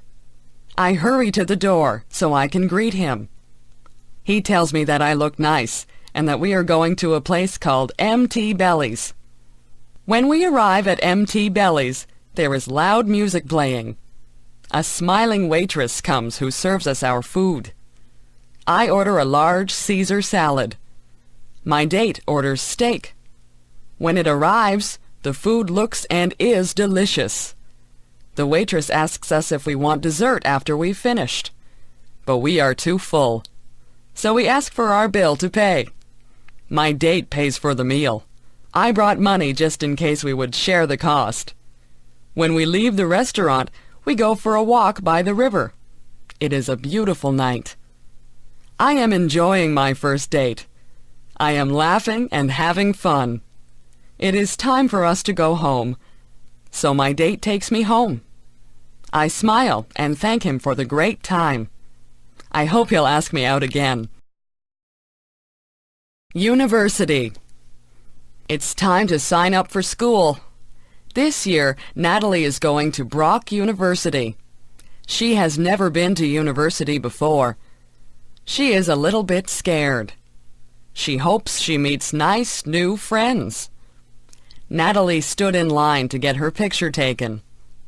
The picture was put on a card. The card was her picture ID, identification.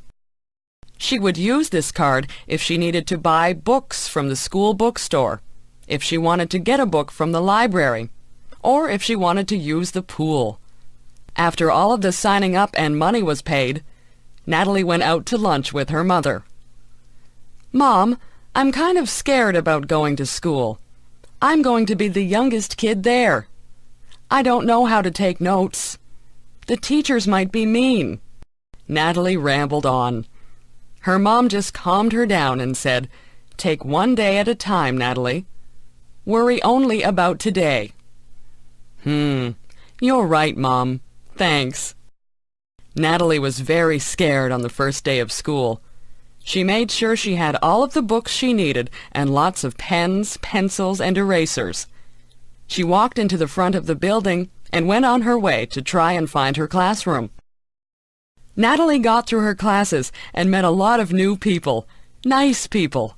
Her classes seemed to go by really fast, and the day went by even faster. When Natalie got home, she was so excited. She told her mom that classes weren't all that scary. The students and the teachers weren't scary either. Natalie knew that the schoolwork would be hard, but she felt good about the people she had met that day. She knew she'd have a good year. School dance. It is the first school dance that I have ever been to. All of the boys are standing on one side of the gymnasium, and all of the girls are on the other side. There is loud music playing, and I can hardly hear my friends talking. The music is going fast, and some people are starting to move to the beat of the song. Soon all the girls are dancing, but the boys are still standing against the wall. Then the song ends, and slow music comes on. I don't know what to do, so I just go and stand against the wall. Then one of the boys in my class comes over and asks me if I would like to dance to the slow song. I really feel awkward and nervous, but say yes. We go out into the middle of the gym, and he puts his hands on my waist, and I put my hands on his shoulders. We start to move to the music, and we step on each other's feet. He is bigger than me, so my toe starts to hurt a little bit. As we continue to slow dance, more boys and girls come to the middle of the gym to dance together. It sure is funny to watch people dance because they are stepping on each other's toes and bumping into each other and turning in opposite directions. Soon the song ends, and the boys go to one side of the gym again.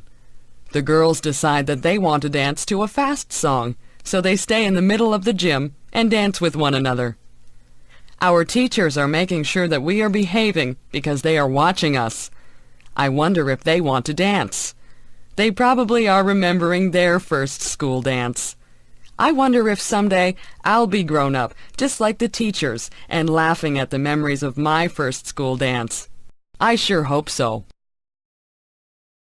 Health. Our health is very important to us.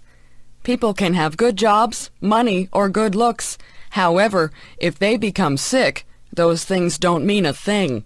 It is wonderful to feel good. Feeling good isn't just about our body. It is also about our mind and spirit. We need to feel good in every area of our life. One of the things we can do to be healthy is to get enough sleep. If we don't sleep well, or enough, it hurts our body. It is during sleep that our body restores itself. Everybody knows we should also eat good foods. We need milk products, meats, fruits, and vegetables and breads and cereals. We shouldn't eat too much fat or sugar things either. Of course, we just shouldn't eat too much at all. Another thing that is very important is water. Most people... And we need to keep that replaced with good water, often. Exercise is very good for both our body and mind. It is good for our heart, lungs, muscles, and bones. It gets oxygen to our brain to help us think better. It can help us be smarter. Doing things that we believe are right and good gives us peace inside. It makes us nicer people and is good for our spirit. When we do what we know is right, it helps to reduce stress, which isn't good for any part of us. When we take care of our body, mind, and spirit, we feel good all over and inside too. What a beautiful world this would be if we could all work at doing these things for ourselves and also trying to be a help to others. Halloween. Ghosts, goblins, witches, princes and princesses, kings, queens, skeletons. So many of these things are walking down my street. Oh no! They are coming to my door. The doorbell chimes, and I slowly open the door. There, standing on my front porch, is a little ghost and a cute little witch. They hold up a bag and say, "Trick or treat." I put candy into their bags, and they smile and say, "Thank you." Every October 31st is Halloween. That is when children dress up as different things. Not just funny people, but things like animals or fruits or vegetables. They go from door to door and get different candies or little toys from the people in the houses. Some children, who are not very nice, will do naughty things to houses where people are not home, like throwing eggs at their windows. I think that is bad. Sometimes people decorate their houses for this day. Some of the houses can be pretty scary. They'll have scary noises coming from a tape recorder, too. However, it's only for a few days out of the year, so we may as well have fun with it. This year my brother is dressing up as a skeleton, and I'm dressing up as a bride. I am wearing my mom's wedding dress. It is fun dressing up in costumes and putting on lots of makeup. Sometimes our friends don't even know who we really are. The best part of Halloween is the candy, of course. I once got an entire garbage bag full of candy. My mom and dad took it away because I was eating too much. Mom gave me a piece of candy every day, though. If you eat too much candy, you can get a stomach ache. You need to remember to brush your teeth often, too, so you don't get cavities. Still, that candy sure does taste good. Well, it's time to go trick-or-treating, so off I go, door to door, getting yummy candy and hearing people say, "Oh, aren't you pretty?" New Year's. 10, 9, 8, 7, 6, 5, 4, 3, 2, 1. Happy New Year! What is New Year's? Well, to me, a new year is when the date of the year changes. This year it is 2001, and on December 31st at midnight, it will change to 2002. I wonder who invented the changing of the years, and how it was made the way it is. It must have been someone a long time ago, since it's already 2001. When New Year's comes closer, a lot of people talk about New Year's resolutions. I don't bother making resolutions, because I never do them anyway. And the ones I do make are usually ones that will happen anyway. I guess it's just common sense. The biggest reason why I like New Year's is because of the fireworks that we have here in Canada and many other countries too. You should see some of the fireworks that go off. There are many different colors. There's pink, blue, purple, yellow, green, red, even white, silver, and gold. Fireworks make loud bangs, squeals, siren sounds, and sometimes all at once. There are lots of different sounds, but I can't even explain what they are all like. Fireworks are best when it's very dark outside. They light up the whole sky. Sometimes they look as though they are going to fall on you. I like New Year's because it's fun in other ways, but the fireworks are the best. You can buy fireworks to use for your own fireworks show. However, you have to be careful that no one gets burned or hurt. Usually there are parties at New Year's. Some people really dress up fancy and even wear masks. They don't know who one another is until midnight when they take their masks off. As midnight comes very close, everybody begins to count down, and then everyone yells out, "Happy New Year's!" and bangs pots and pans or rings bells or honk horns. Join me in the countdown on New Year's Eve. 10, 9, 8, 7, 6, 5, 4, 3, 2, 1. Happy New Year! More music. I like music. I have always liked music. Even when I was very young, I liked music.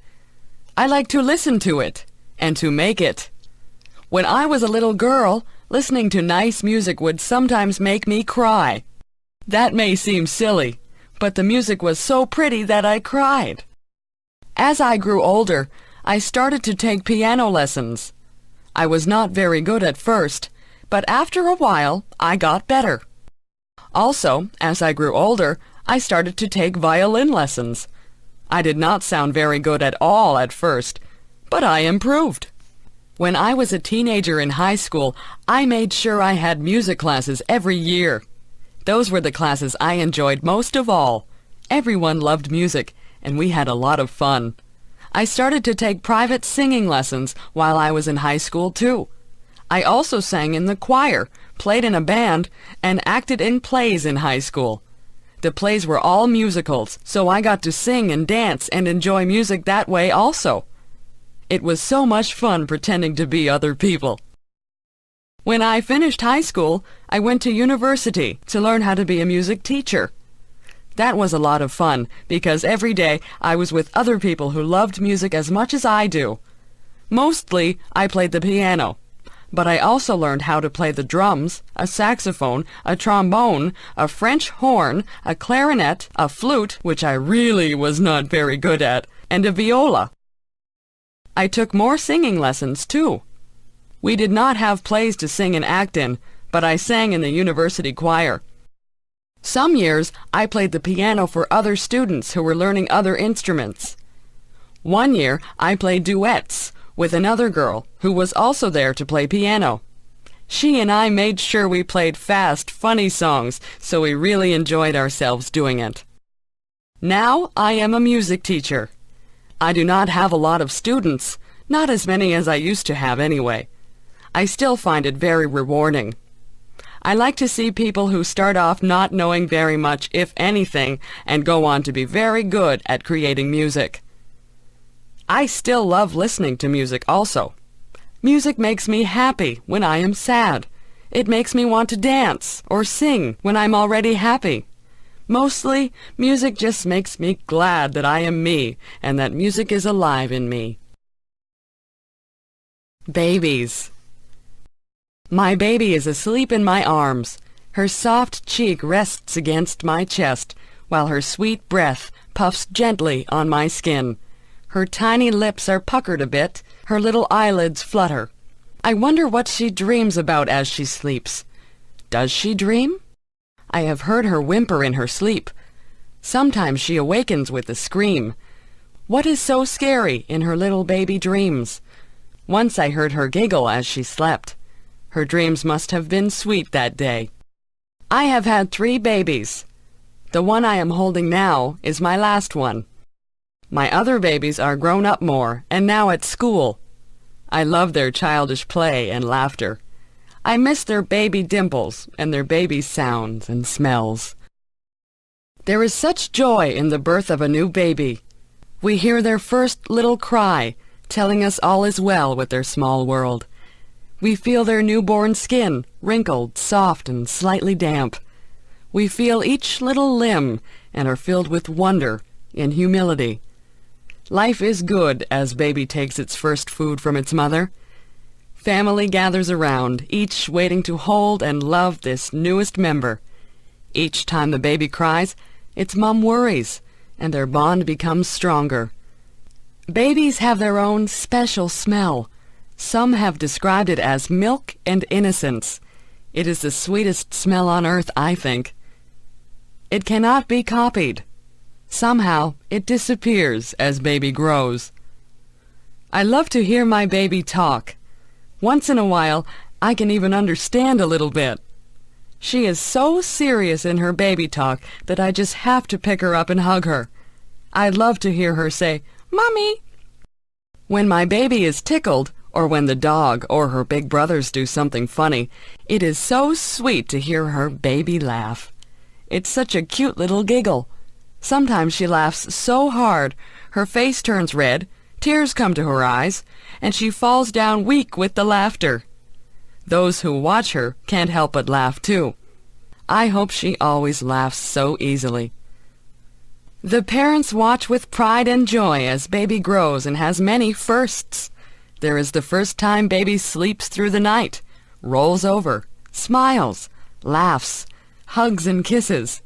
Then there is the first tooth, crawling, first step, and first word. With each new first, the baby becomes less a baby. These steps are a little sad to parents, too, because they know they're losing their baby. However, to a mother, even an adult child is still her baby. My baby is not perfect. Sometimes she gets mad or whines for no reason. But to me, she is still beautiful. Her smiles more than make up for her tears. Her hugs wipe away when she's been bad. I intend to cherish each moment with my baby while I can. Bedtime. I am almost 9 years old and my bedtime is 8:30 p.m. I think that is so unfair. I think I am old enough to stay up until at least 9 p.m. My parents say that I have to go to bed early because I have school the next day. I can't wait until I am grown up and can stay awake as long as I want. Even though I think I should be able to go to bed later, I do like our nighttime routine. At about 8:15 p.m., my mom sends us upstairs to put on our pajamas. When we come back downstairs, we read together. Sometimes Mom will read to us, and sometimes we will read to her. If Dad is not working, he will sometimes read too. Mostly it is Mom we read with, though. When we read, Mom helps us with words we cannot read. We have to try and sound the word out, but if we are really stuck, she will help us. If we come to a place in our reading where we do not understand the meaning of what was written, we stop reading and look at Mom. She will tell us what it means or help us figure it out on our own. After we are finished reading, we say goodnight to everyone in the house. First, we say goodnight to Mom and give her a hug and a kiss. Then we do the same for Dad, then our little sister, and then our dog. Afterwards, we go upstairs and brush our teeth. I have to do special stretching exercises for the muscles in my chest and legs, or I get pains when I run and play. I do my stretching before I get into bed. After my exercises, either my brother or I turn off the lights. We share a bedroom, so we take turns turning the light off. Before we get into bed, we say our prayers. After we get into our beds, my brother and I talk to each other for a long time. We tell each other about our day or about what we hope will happen in the future, about our friends and all sorts of other important things. After a while, we get so tired we just fall asleep in the middle of talking. Even though we go to bed at 8:30 p.m., we talk so long we don't go to sleep until about 10 o'clock p.m. I still do not know why I have to go to bed so early when I'm not even tired. Why do I like mathematics? Sometimes there is a problem in life that has no answer. Perhaps a child has trouble learning. Perhaps someone becomes ill. Perhaps there was love, but now there is conflict. These problems are hard to solve. There is no single answer. Many people have opinions on what is the best answer. But in mathematics, there is an answer, a single answer that is right. There is no doubt. There is no argument. This answer is right. If we ask, what is 5 plus 7? The answer is 12. If we ask, how do you raise a child? The answer would depend on the child and the parents. Sometimes there is more than one way to reach an answer. Imagine we want to find the area of a triangle. The triangle has a right angle. The two sides surrounding the right angle are 20 millimeters and 30 millimeters. The formula for the area of a triangle is 1/2 of base height. We could consider the 20 millimeter side as the base and 30 millimeters as the height. We could consider the 30 millimeter side as the base and the 20 millimeter side as the height. Both ways would produce the same answer. The area is 300 square millimeters. Alternatively, we could consider the base as the third side of the triangle, and then we would have to draw a height and measure it. The height would be neither 20 nor 30. But still, we would end up with the same answer. In math, the answer does not change. Another reason I like math is the way it brings order. There can be a whole set of numbers or a whole set of measurements that mean nothing until mathematics organizes them into a pattern. An average number can be found. Graphs can be drawn. The spread of the numbers and probabilities of a certain number happening can be calculated. This is like having a whole lot of dirty dishes after supper. Applying math is like washing and sorting the dishes and putting them back into the cupboard. Math is a powerful tool. Math should be our friend, and we will find more ways to use it to better our lives. My sister's visit to Canada. My sister had never been to Canada, but came for a visit last April. I picked her up at the airport in Toronto and drove her through the traffic and multi-lane highways, past the grapevines and peach trees to Niagara Falls, where I live. She was very tired from the flight and soon slept. The first day, we walked to see the falls. The spray from the falls drifts high into the air and across the people standing to watch. There are people from all over the world watching the water and using their cameras. Because it was April, there was still ice beside the water, huge chunks of ice that looked like white rocks. In the river, there were floating pieces of ice moving downstream. The next day, we went to the town where the Niagara River joins Lake Ontario. The weather was warm. We walked a long way, and our feet were hot, so we went down to the edge of the water to put our feet in. One toe in was enough. The water was so cold it made our feet ache. A piece of ice drifted beside our feet. I put one foot in for a second, then out, as the pain of the cold went right through me. My sister could not understand how it could be so warm, but there was still ice. Another day, we went to see my daughter.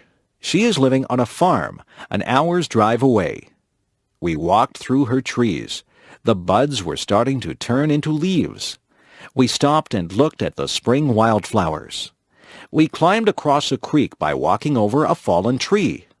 We saw the footprints of raccoons by the water. There was fresh air and sunshine and blue sky. On the way home, we stopped for hamburgers and fries at a drive-through restaurant. She had never been to a drive-through restaurant before. Then we went to a donut shop. There are no donut shops where she lives.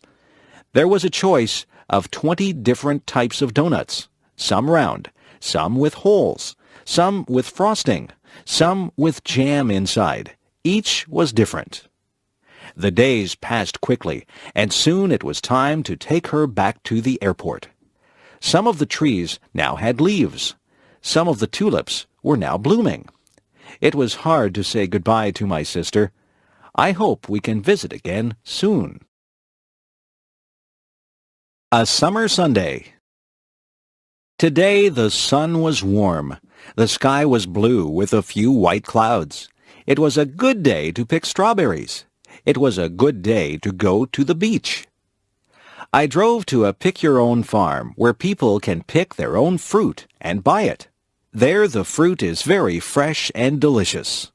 The owner of the farm gave everyone a row to pick their strawberries. Everyone was wearing sun hats. I knelt down on the straw between the rows and picked the big, juicy red berries. I tasted one. It was warm from the sun. When I bit into it, the juice was sweet and strong.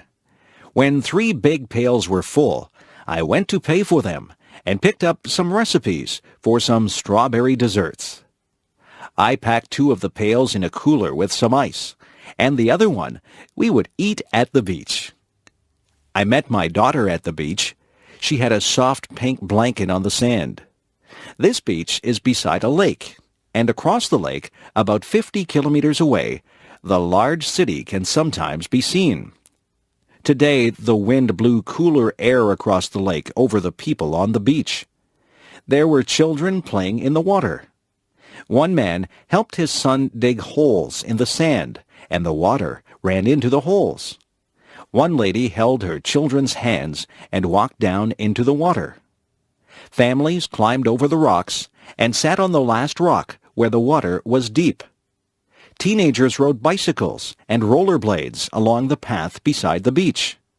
Adults walked and ran along this path, carrying water bottles around their waists. We sat on the blanket and ate sandwiches of meat and lettuce and strawberries from the pail. We talked and read books and lay in the sun, relaxing. We wore sunscreen, but our skin was getting hot. How cold was the water? We walked across the sand that almost burned our feet to the edge of the water. She went right in and lay down floating.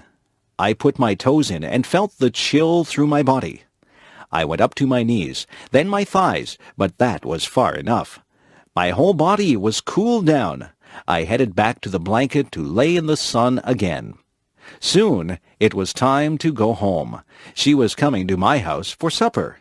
We drove down the highway with the windows open and our hair blowing in the warm breeze. We cut the strawberries up and made a strawberry dessert with cake and ice cream. We sat outside in the backyard under the maple trees with the birds singing around us and ate our supper. It was a perfect ending to a relaxing summer day. My parents. My parents live in England, and I live in Canada. I don't see them often. They used to come and visit on a plane, and we would pick them up at Toronto Airport. But now they are older and say the flight is too long for them. I went to visit them last year with my son, their grandson.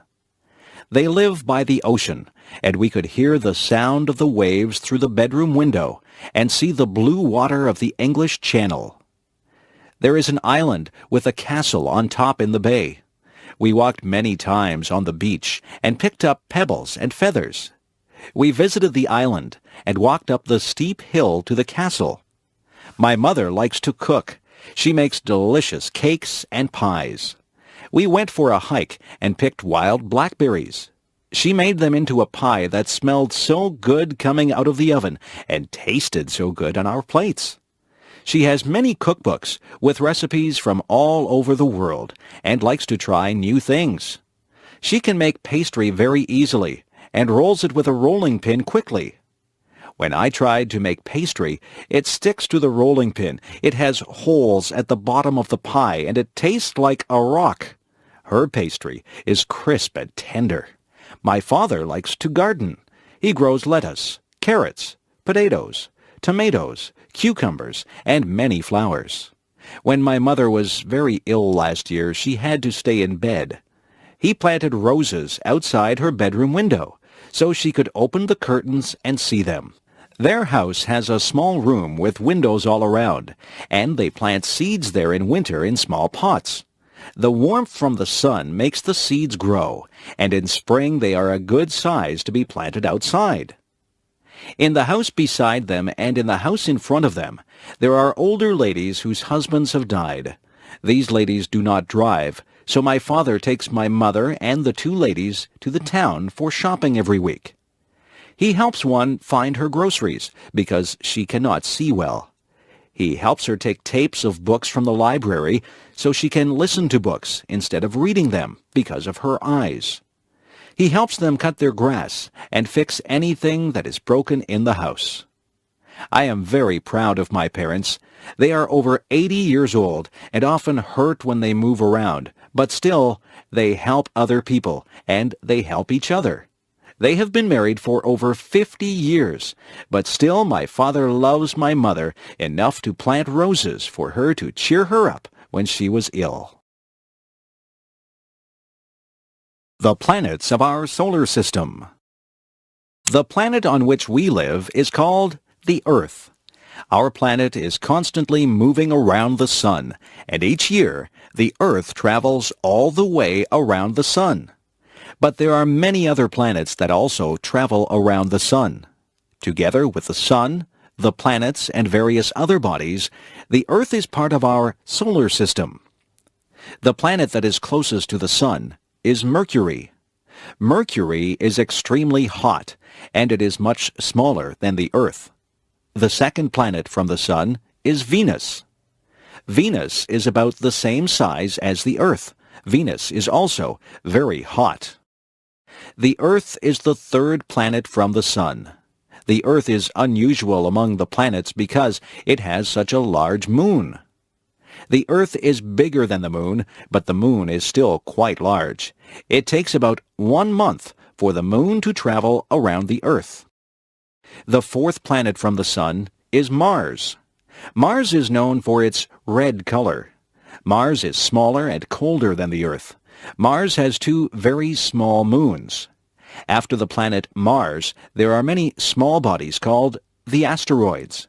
These rocky objects are much smaller than the planets. The first 4 planets are all made of rock and metal. The remaining planets, however, are mostly made of frozen gases. The 5th planet is called Jupiter. Jupiter is the largest planet. It has many moons that travel around it, and it also has a large red spot. The 6th planet is called Saturn. Saturn is the second largest planet, and it is famous for the wide rings that surround it. These rings are made up of many smaller objects that are found in the same area. The 7th planet is called Uranus. The 8th planet is called Neptune. These planets are also gas giants, but they are smaller than Jupiter and Saturn. Both Uranus and Neptune are so far from the sun that scientists only discovered these planets during the past few hundred years using telescopes. The other planets had all been visible to curious people for many thousands of years. The 9th planet is called Pluto. Pluto is very small, and it is much more rocky than the gas giants. Some scientists believe that Pluto is not really a planet at all. They suggest that Pluto is the largest of many asteroids that are found at the edge of the solar system. The solar system is a vast place. So far, people have not traveled beyond the moon, but perhaps someday human astronauts will visit the other planets of our solar system. Learning to drive. Each year, many young people learn to drive a car. For many people, learning to drive is important because the car is an important method of transportation in many places. Before learning to drive a car, it is important to understand the rules of the road. A beginning driver should already understand the many signs that are found along the roads. Also, the student driver should know the many rules about changing lanes, turning, stopping, and many other aspects of driving. In addition, the driver should be familiar with the way the car is operated. It is important to know how to use the lights, signals, brakes, accelerator, and steering wheel. When a person starts learning to drive, it may take some time to become skillful. It takes some practice to become an expert in driving a car. One must become familiar with steering, speeding up, and slowing down. At first, it is good to practice driving in a large open space, such as an empty parking lot. Here, one can practice without being a danger to anyone. When a person gains some skill in driving, it is then safe enough to practice driving on a road. Of course, a student driver must still be very careful. He or she should always have an expert driver in the car with him or her. Many beginning drivers take driving lessons from professional instructors who can teach safe driving techniques. Eventually, the young driver is ready for a driving test, which is needed to obtain a regular driver's license. This test is supervised by a government official. In the driving test, the driver must show that he or she can control the car with great skill by being able to make turns and to park the car in small spaces. But he or she must also show respect for the rules of the road by driving at a proper speed and obeying all traffic signs and signals. Of course, even when one has obtained a driver's license, it is always important to drive carefully and responsibly. Snow. Snow is the white substance that falls to the ground during cold weather conditions. Each tiny piece of snow, called a snowflake, is a very small amount of water that has frozen into an unusual shape. During the winter months, huge numbers of snowflakes fall to the ground, covering the land in a white blanket of snow. In many parts of the world, people never see any snow. Snow only falls when there is moisture in the air, and when the temperature falls below the freezing point of water, which is 0 degrees Celsius. During the winter, snow falls instead of rain. One advantage of snow is that it allows many fun outdoor activities. Children like to play in the snow. For example, they may make a snowman by rolling snow into a large ball and then placing these balls of snow on top of each other in the shape of a person. Another fun activity in the snow is skiing. Skis are very long, thin, flat pieces of hard material that one wears on one's feet. Wearing skis allows a person to slide along the surface of the snow. People can ski down the side of a hill, traveling at great speeds. Many people find the sport of downhill skiing to be very exciting. Some people like to ski along flat ground, often traveling great distances. This sport, called cross-country skiing, is an excellent way to develop physical fitness. Of course, snow also causes some problems. Snow can make driving dangerous because falling snow makes roads slippery, and on a windy day, blowing snow can make it difficult to see very far. It can also be a lot of work to remove snow from the roads and sidewalks. Snow is a heavy substance, and it must be cleared away using a shovel or a large machine. Many people love the beauty of the land when it is covered by snow. The white covering of snow over the fields and trees can give a feeling of peace and calm. If you have never seen snow before, you should someday experience this strange and wonderful substance. Christmas. In most Western countries, Christmas is the biggest holiday of the year. People gather with their families to celebrate this day, which occurs on December 25th each year. The holiday of Christmas celebrates the birth of Jesus Christ. In the Christian religion, Jesus Christ is recognized as the Son of God. During the Christmas season, many people celebrate the events of the birth of Jesus Christ. For example, they recall the 3 wise men who visited Jesus Christ shortly after his birth. Also, they recall that Jesus Christ was born in a manger, a place where horses are kept, because his parents could not find a place to stay. In Western countries, Christmas is also celebrated by many people who are not religious. People view Christmas as a time for being together with one's relatives. Children, parents, and grandparents gather to exchange presents and to eat special foods. The tradition of giving gifts at Christmas is unusual in one way. When children go to bed on the evening before Christmas, they hang large socks called stockings in their house. When they wake up on Christmas morning, the stockings have been filled with toys and candy. According to tradition, the presents have been given by a fat man who wears a white beard and a red suit. This man, called Santa Claus, flies around the world in a sled that is pulled by reindeer. He stops at each house and flies down the chimney to deliver his presents. In the weeks before Christmas, children are usually very well behaved. Their parents tell them that Santa Claus will only give presents to children who are good. Another Christmas tradition is the Christmas tree. People put a small tree inside their house and decorate it with various pretty objects. Nowadays, most people use an artificial tree instead of a real tree. The tradition of the Christmas tree is actually older than Christmas itself. The people of Europe celebrated the beginning of the winter season in this way even before Christianity reached Europe.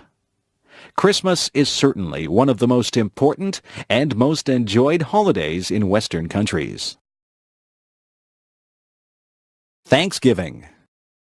An important holiday in North America is held during the fall or autumn season of the year.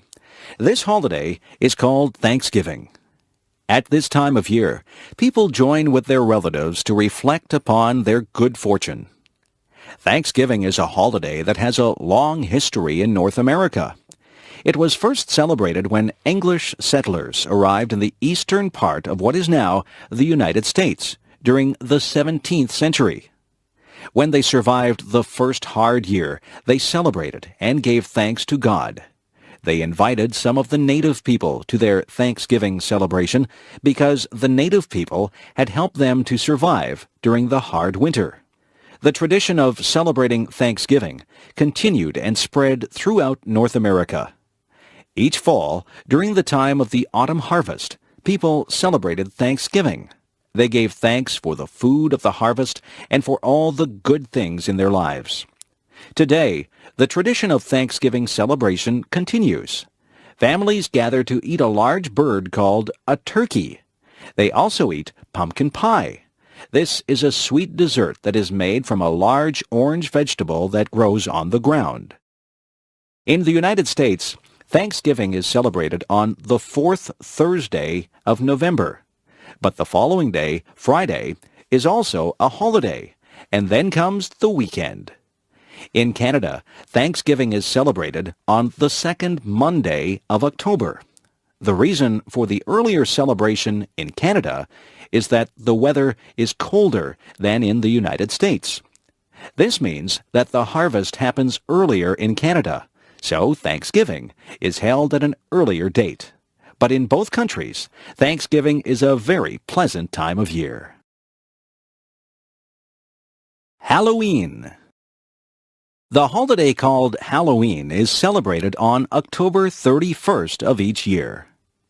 Halloween is not an official holiday. Everyone goes to work or to school on Halloween, just as on any other day. But Halloween is still one of the holidays that children like the most. Why do children like Halloween so much?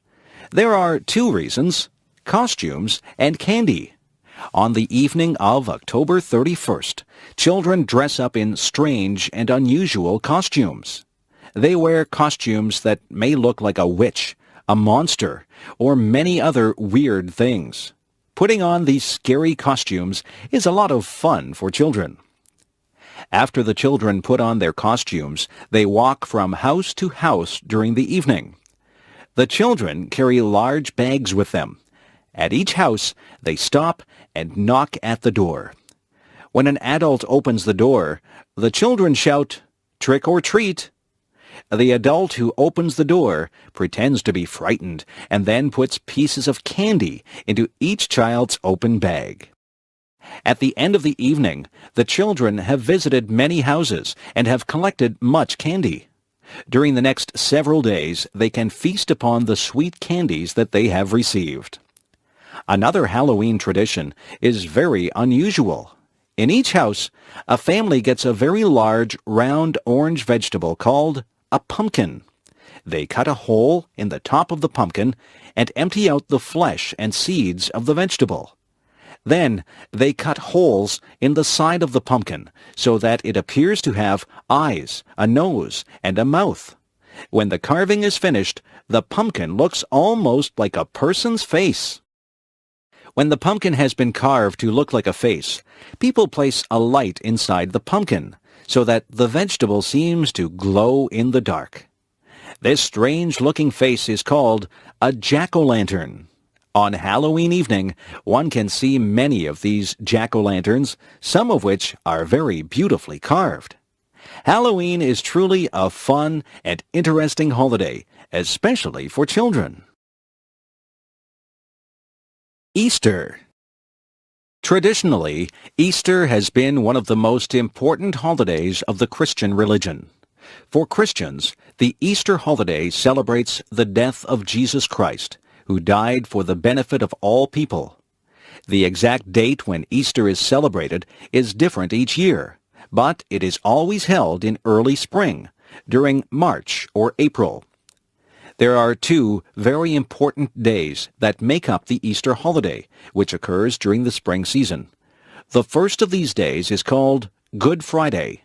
Christians recognize Good Friday as the day when Jesus suffered and died on behalf of humanity. The second of these days is called Easter Sunday. Easter Sunday occurs 2 days after Good Friday. Christians celebrate Easter Sunday as the day when Jesus rose from the dead and went to heaven.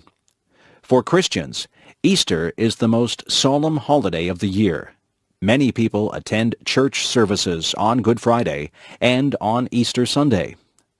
Easter is also a time for celebration. Some Easter traditions come from old springtime festivals that existed even before Christianity. One of the traditions associated with Easter is the painting of Easter eggs. People take chickens' eggs, make them hollow, and then paint them with beautiful colors. Some people paint very beautiful and complex designs on the Easter eggs. Another Easter tradition is the Easter Bunny. According to tradition, the Easter Bunny is a magical rabbit that visits the homes of children on the night before Easter Sunday. The Easter Bunny hides chocolate candies shaped like eggs throughout the child's house. On the morning of Easter Sunday, the children must search throughout the house to find these many hidden treats. The Easter holiday is an important time, both as a religious holiday and as a celebration of springtime. My friends. 2 of my best friends are named John and Jane. John and Jane are related to each other. In fact, they are brother and sister. Not only are they brother and sister, but they are also twins. Their mother gave birth to them only a few minutes apart. I first met John and Jane when we were only 5 years old. We went to kindergarten classes at the same school. Because the house where John and Jane lived was close to my family's house, I often walked to school with John and Jane. When we weren't at school, John and Jane and I often played together. Sometimes we would play sports and games. Sometimes we would play in the forest looking for birds and animals. On rainy days, we would stay inside and play with toys and dolls. On warm summer days, we would go swimming in the lake that was near the place where we lived. I often visited John and Jane at their house. On many occasions, I had lunch at their place. John and Jane's parents were very nice to me. Of course, John and Jane often visited my house, too. My parents enjoyed it when John and Jane came over for lunch. When I became older, I remained friends with John and Jane. Sometimes we would study or do our school homework together. Sometimes we worked at the same part-time jobs to make extra money. We often helped each other in various ways. Sometimes I did a favor to help John or Jane, and sometimes they did favors to help me. Eventually, when we grew up, I moved to a different town. Both John and Jane also moved to different places. But I am still good friends with John and Jane. 2 years ago, I went to Jane's wedding, and last year, I went to John's wedding. I think I will probably always be friends with John and Jane. Having friends is very nice. I am very lucky to have had good friends such as John and Jane. Hobbies. Hobbies are activities that people do in their spare time for the sake of enjoyment. A hobby usually involves work of some kind, but the work is fun for the person who does it. Some people enjoy their hobbies very much and like to spend much time on those hobbies. There are many different hobbies that people enjoy. One of the most popular hobbies is gardening. Many people enjoy growing beautiful flowers or tasty vegetables in a garden near their house or apartment. People who have a garden enjoy seeing the results of their work when flowers show their bright, beautiful colors. But gardeners also enjoy the tasks of gardening itself. They like to work in the soil, planting and watering their flowers. Another popular hobby is photography.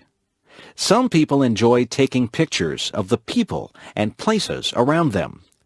People who enjoy photography may sometimes buy expensive cameras that allow interesting photographs to be taken. But even people who have only a basic camera can still take beautiful pictures. For many people, car repair is a favorite hobby. Some people enjoy looking at the engine and other parts of their cars. Those people make repairs or improvements to their cars. Of course, this is a useful hobby, but many people enjoy fixing up a car simply because they enjoy working with cars. Some people collect objects as a hobby. For example, some people collect postage stamps, and some people collect coins. It can be very satisfying to find the missing parts of one's collection, especially when the stamps or coins are very rare. Of course, these are just a few of the many hobbies that people enjoy. Do you have any hobbies that you enjoy? Life in outer space? People have often wondered about whether or not there is life beyond the planet Earth. For years, the idea of intelligent life on other planets has been very popular. Many books and movies tell stories of what those forms of life might be like. Many scientists believe that very simple forms of life are likely to exist on many other planets. Under the right conditions, simple life forms might arise. Those conditions, which include moisture and warmth, might occur in many parts of the universe. Fewer scientists believe that very intelligent forms of life are likely to exist on many other planets. For intelligent life to evolve, a very long period of time is needed. During that time, the conditions on a planet must not be too harsh. Otherwise, the evolving life forms will die. The amount of water, heat, and various chemicals must be just right. If not, then complex life might never evolve. The conditions needed for intelligent life to evolve are very unlikely to occur on any one planet. However, some scientists believe that intelligent life might be common in the universe. Because there are so many stars and planets in the universe, there might be a few places that have intelligent life. However, those places are probably very, very far away. Other scientists disagree. They think that the conditions needed for intelligent life are extremely rare. Because of this, our planet might be the only place that has intelligent life. So far, it is impossible to know whether or not there are intelligent beings on other planets. But even if those beings do exist, it seems very unlikely that we will ever meet them. Reading the newspaper.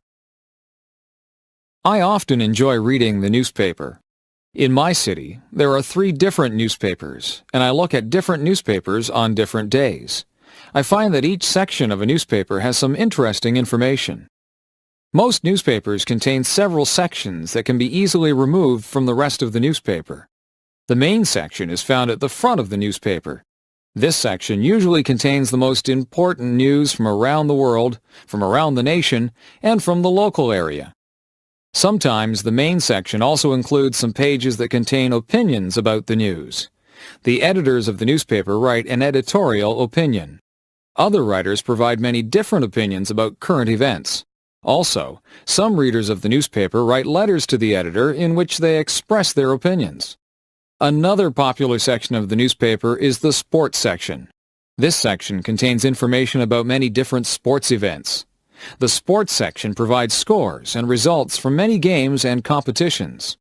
Another section of the newspaper contains information about entertainment and the arts.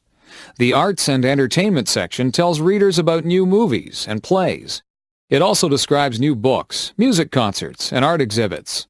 Most newspapers also have a business section. This section provides information about new business deals and about the stock market. Many people read the business section of the newspaper to gain information and advice about investing their money. Finally, newspapers usually have a section for classified advertisements. This section allows people to advertise about things they want to buy or sell. It also gives notices about job openings. Reading the newspaper is surely a good way to keep informed about many different events in the world around us. Summer jobs. In North America, many young people attend high school, college, or university. But during the summer months, most of those students work at a summer job. For most students, there are no classes during the months of July and August, and sometimes none in May and June also.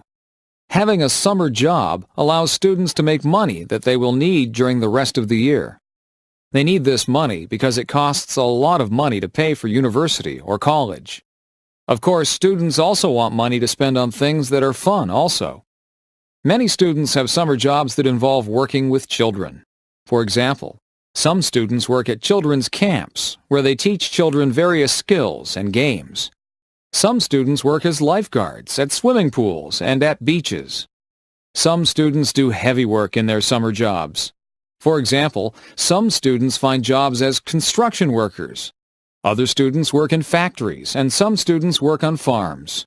There are other students who find jobs mowing lawns or collecting trash. Quite a few students work in stores. Some of these students have jobs as cashiers, and some have jobs putting products on store shelves. Other students work in restaurants, as waiters or as cooks. Other students work in offices. Some of them work as assistants for other employees. Their tasks might include typing letters, programming computers, or delivering mail. Some students enjoy their summer jobs very much, and they find those jobs to be a pleasant break from studying. Other students do not really enjoy summer jobs, but find their jobs to be a nice way to make new friends. But nearly all students who have summer jobs are pleased to have the chance to earn some extra money. Eating out. Many people enjoy the experience of going out to eat at a restaurant. It is enjoyable to eat one's favorite foods or to try some entirely new food. Going out to a restaurant is also fun because it allows a change from the usual routine of eating at home. There are many different kinds of restaurants. One popular type of restaurant is the fast food restaurant. When ordering fast food, you must first wait in line at the front of the restaurant and then order food from the counter. After paying, the food is quickly delivered and you can then take the food to a table where you can enjoy your meal. In most restaurants, you don't have to go to a counter to order your food. Instead, you are taken to a table soon after entering the restaurant. There, a waiter comes to give you a menu. You can choose your meal from the foods that are listed on the menu. After ordering, it takes some time to prepare your food. After a while, the waiter brings your meal to the table. When you are finished eating, the waiter brings the bill or check. You then pay for the meal and leave some extra money as a tip for the waiter. In some restaurants, the waiter does not bring the meal to your table. Instead, after you are taken to a table, you then go to a counter called a buffet. There you can select different types of foods, such as salads, soups, meats, breads, vegetables, and desserts. After putting the food on your plate, you return to your table. After eating, you can return to the buffet to get more food. Other restaurants can be very fancy. They may have beautiful decorations, and they may have food that is prepared by expert chefs. These restaurants may also serve fine wines with the food. Of course, these restaurants are very expensive. At these restaurants, it is often necessary to reserve a table by telephoning the restaurant in advance. Different restaurants specialize in different kinds of food. Fast food restaurants may specialize in hamburgers or chicken. Some restaurants specialize in steak or seafood. Other restaurants specialize in foods that belong to a certain nationality. For example, many restaurants specialize in Italian, Mexican, Chinese, Indian, or Thai food. Eating out at a restaurant can be a fun and tasty experience. What is your favorite kind of restaurant? Radio stations. When I drive in my car, I like to turn on the radio. By listening to the radio, I can enjoy music and learn the latest news while I am traveling from one place to another. Of course, you can also listen to the radio at home or even at work. Listening to the radio is a popular activity for many people, and each city has many different radio stations. There are many different kinds of radio stations. Some radio stations provide news and information. Other radio stations have a talk format, where listeners can call the radio station's experts to discuss political affairs or to ask for personal advice. Although there are many radio stations that provide news and opinions, most radio stations are mainly devoted to playing music of some kind. For example, some radio stations play the songs that are currently most popular, often called the top 40 songs. Other radio stations specialize in particular types of music. There are some stations that play only classical music.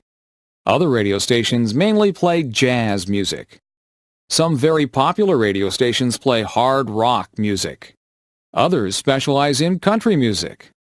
Some people prefer radio stations that play rhythm and blues music. Still other people enjoy radio stations that specialize in soft, easy listening music.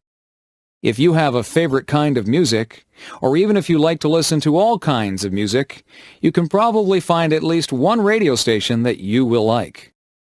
In addition to news and music, some radio stations provide other kinds of entertainment.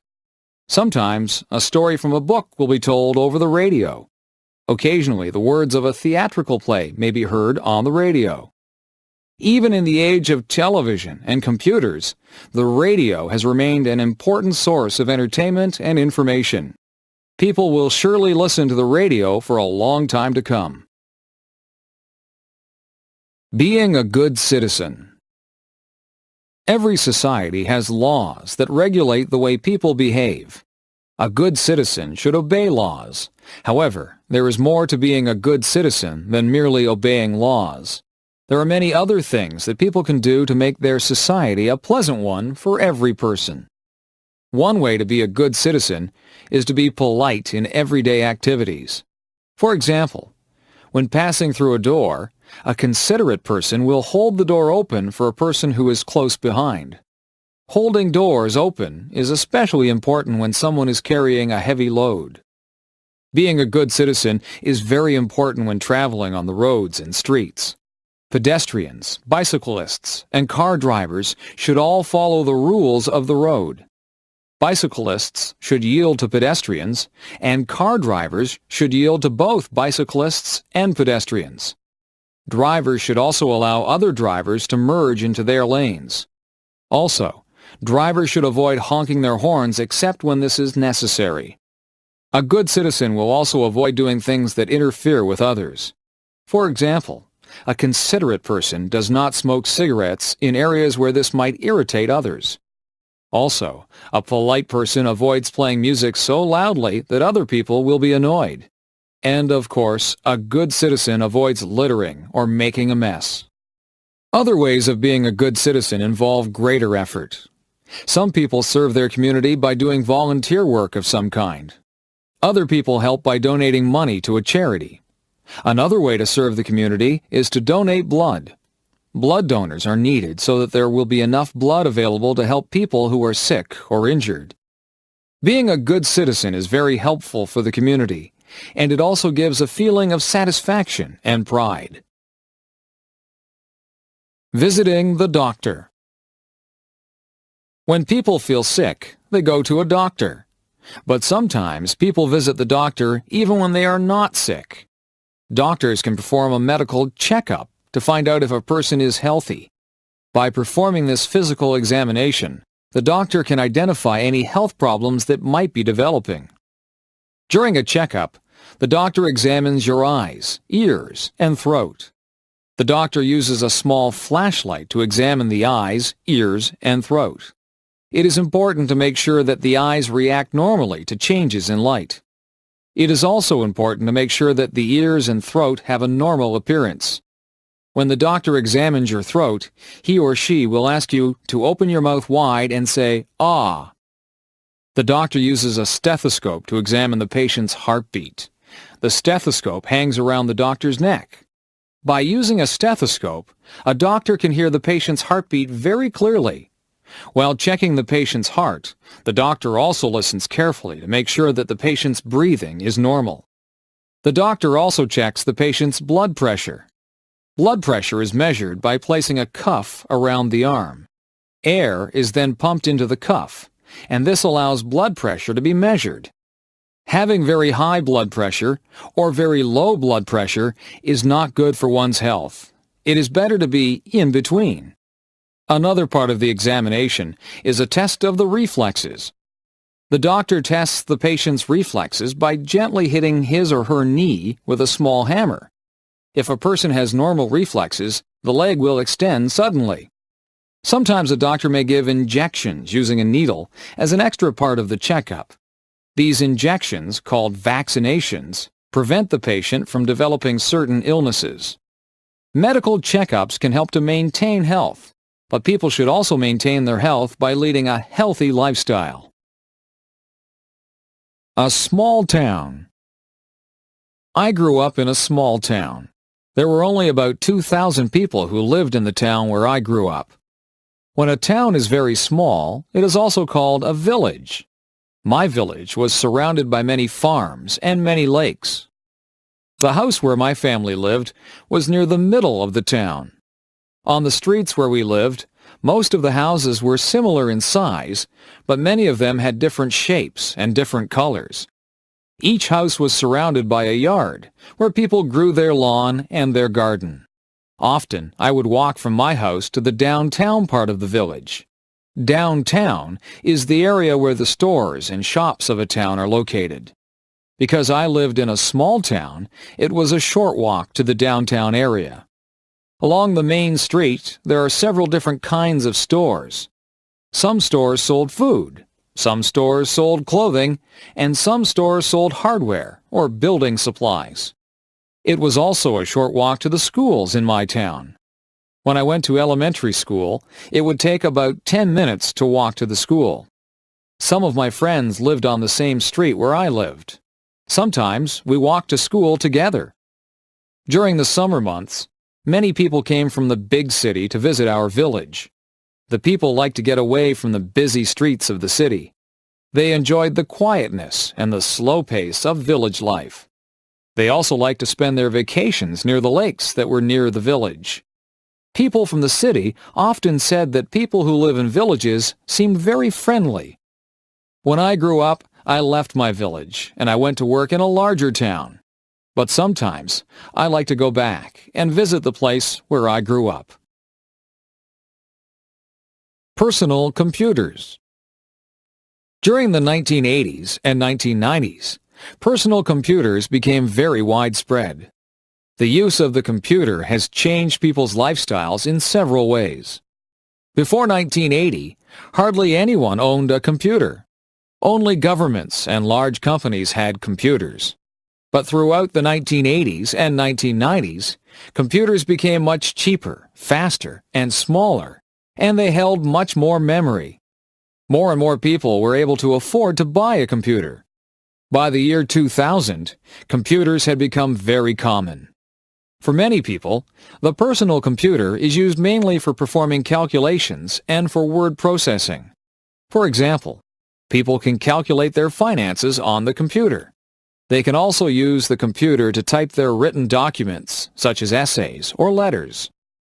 Many people enjoy playing games on their computers. Some people like to play chess or checkers on their computer. Other people prefer games that require fast reflexes and fine coordination. Computer games were very simple during the early days of the 1980s.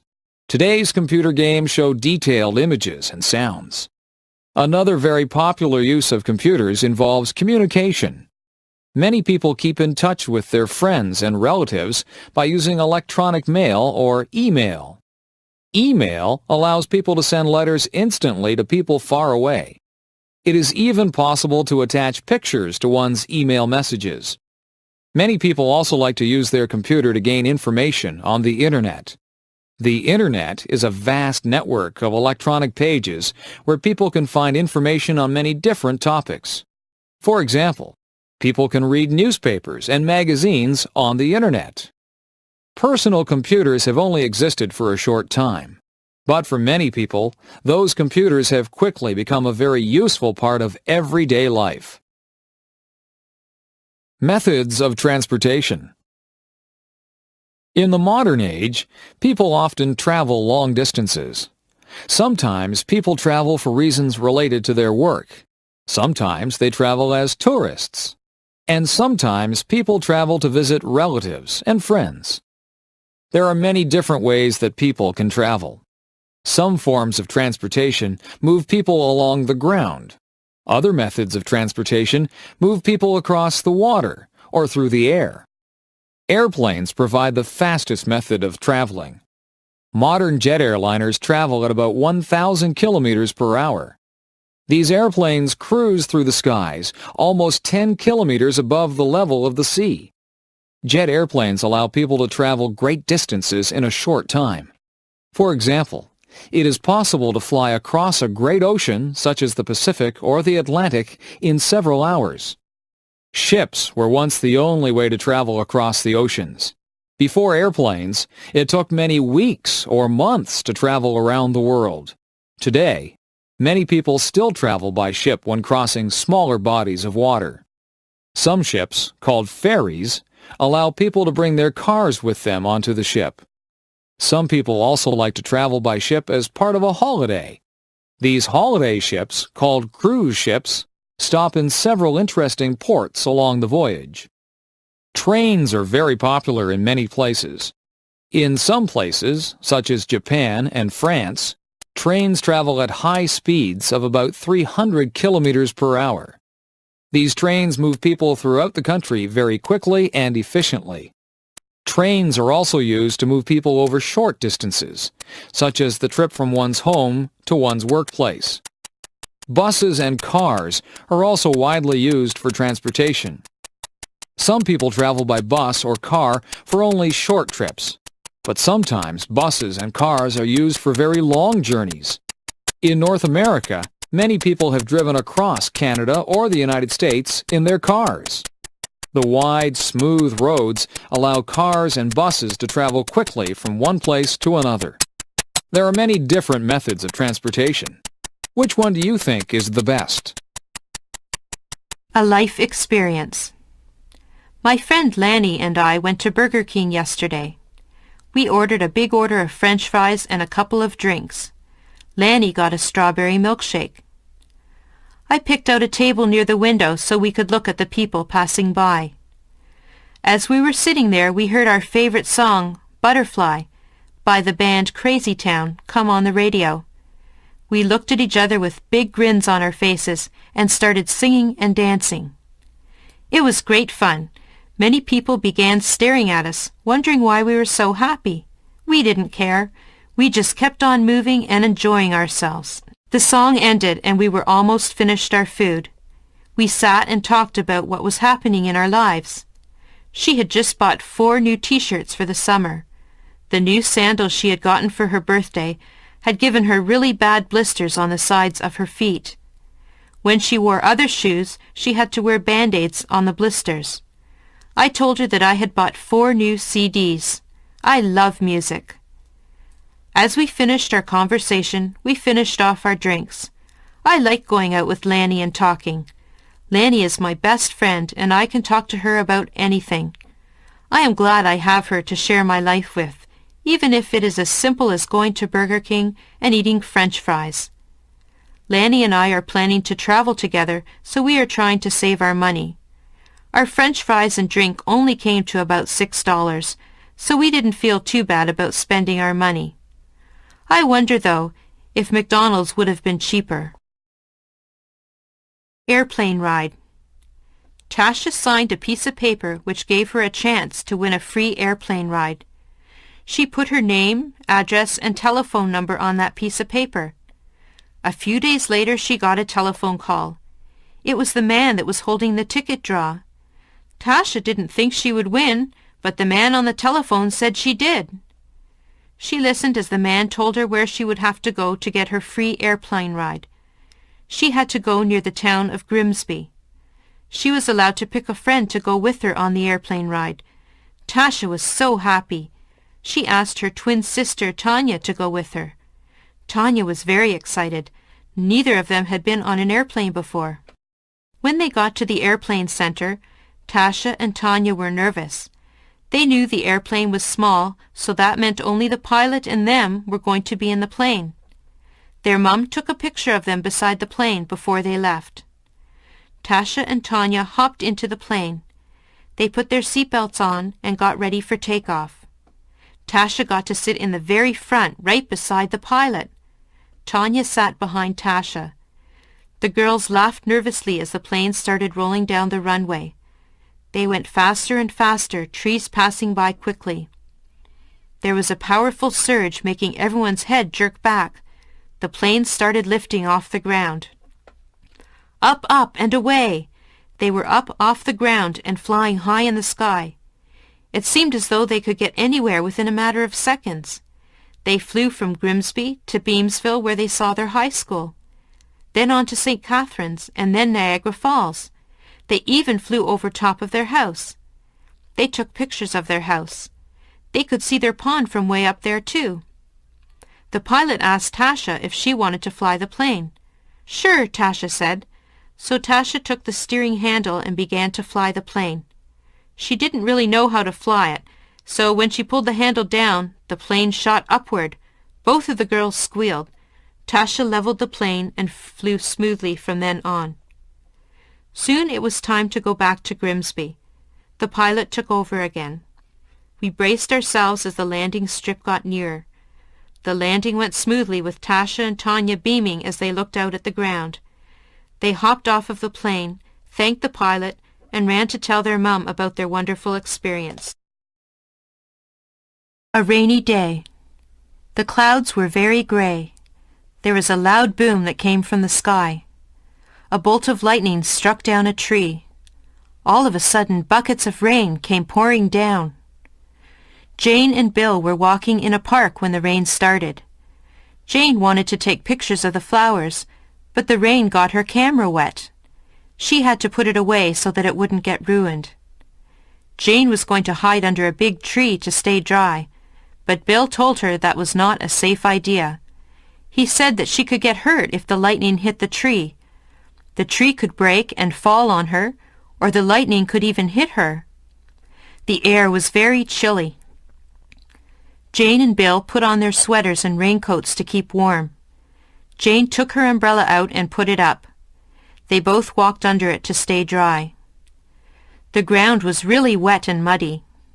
Bill and Jane were very glad that they remembered to wear their boots. They ran through the puddles, getting mud and water all over the back of their pants. As they were running and having fun, they saw some ducks. There were 5 of them splashing around in a pond. The ducks were not afraid of water. They swim in the water all the time. Jane and Bill saw some big bullfrogs near the pond. The frogs jumped into the pond when they heard Jane and Bill coming. After a little while, Jane and Bill decided to go home. They got into some dry clothes. Jane started to sneeze. She had gotten a little bit too wet. Bill noticed that the rain had stopped. "Look outside, Jane," he said. Jane wrapped a blanket around her shoulders and looked outside. There was a beautiful bright rainbow across the sky. Violet, blue, green, yellow, orange, and red. The rainbow shone high in the sky. "I wonder if there's a pot of gold on the other side," Jane asked. She had once been told that leprechauns lived on the other side handing out money to those that made it to the rainbow's end. Bill didn't believe there was a pot of gold. Jane ignored Bill, though, and started off across the field to claim her big pot of money. Let's hope Jane finds her way back home safe and sound with a big pot of gold. Elementary School. I go to Gainsborough Public Elementary School. I am in grade 8. I am known as the King Queen of the school this year. I feel very grown up.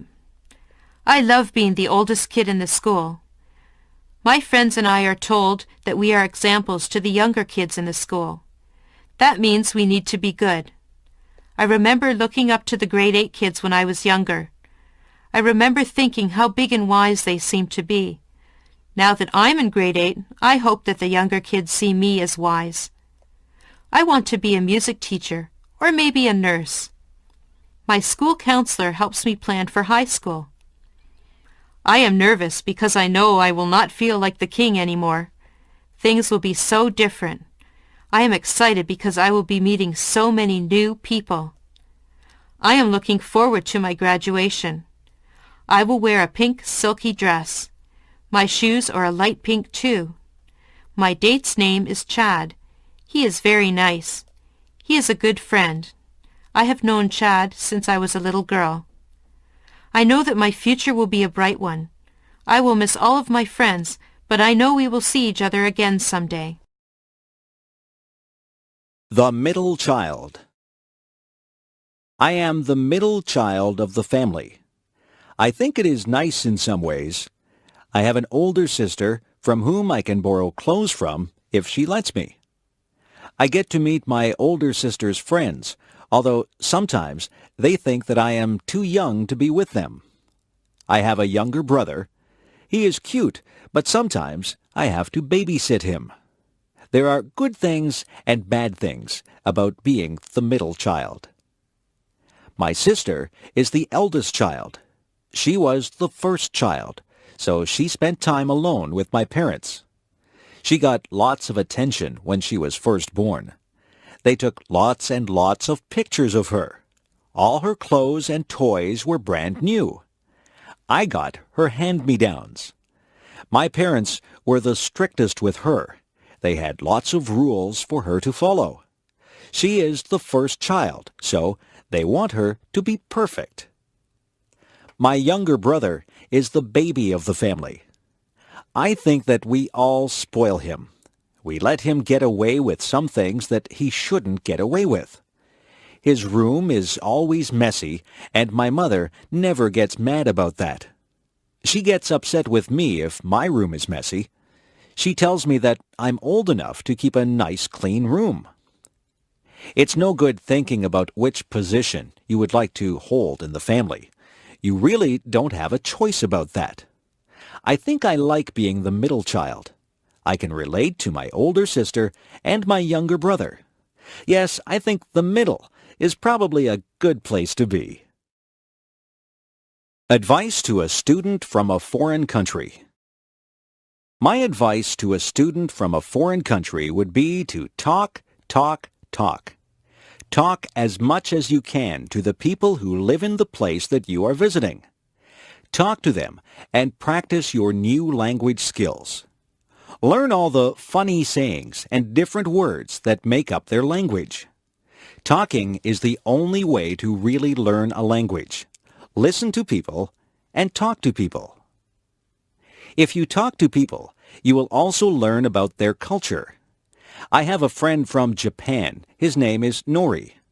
He often comes to see me just so that he can practice his English. He gets confused about words that sound the same but mean different things. He was asking me about the words see and see. I explained to him that they do sound the same, but they are spelled differently, and they mean different things. Nori is learning some of our funny sayings from different people. One morning, I asked him how he was, and he said, "Alive and kicking." Another morning, when I asked him how he was, he said, "So-so." He laughs about these strange sayings that we use. He is learning English quickly because he spends a lot of time with English-speaking people. He likes to have lunch with my friends and me because we ask him questions about his homeland, and he answers us in English. If he doesn't understand our questions, we spend time explaining what we mean to him. He says that he enjoys being here. He thinks that the people are very friendly. We enjoy speaking to him and helping him to learn English. We also enjoy learning about his country. It is enjoyable for us to meet new people and learn about new things. A ghost. One dark and gloomy night, I was sitting in my bedroom reading ghost stories. The stories were very scary. A storm was brewing outside my window. The wind began to howl, and the trees shook and bent in the wind. Lightning started to flash across the sky. I felt uneasy as I heard the low rumble of thunder. I glanced around my room. The shadows were deep and dark. The ghost stories were making my imagination play tricks on me. I thought that the shadows were moving. I looked under my bed to make sure that nothing was under there. I hid under the covers and peeked out.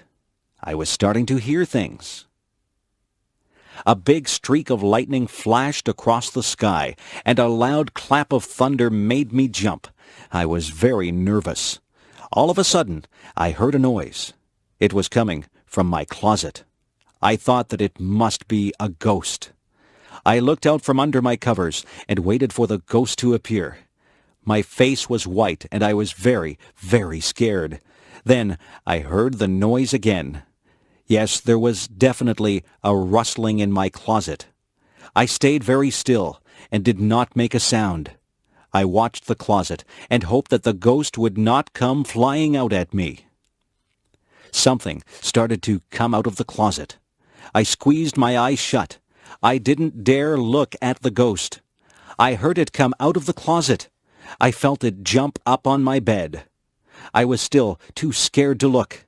Then the ghost made a noise. It said, "Meow." I opened my eyes and saw my kitten standing there. It was my kitten that had made the rustling noises in the closet. I laughed and felt very foolish. I have decided not to read ghost stories on dark, stormy nights. I think my imagination plays tricks on me when I read ghost stories on nights like that.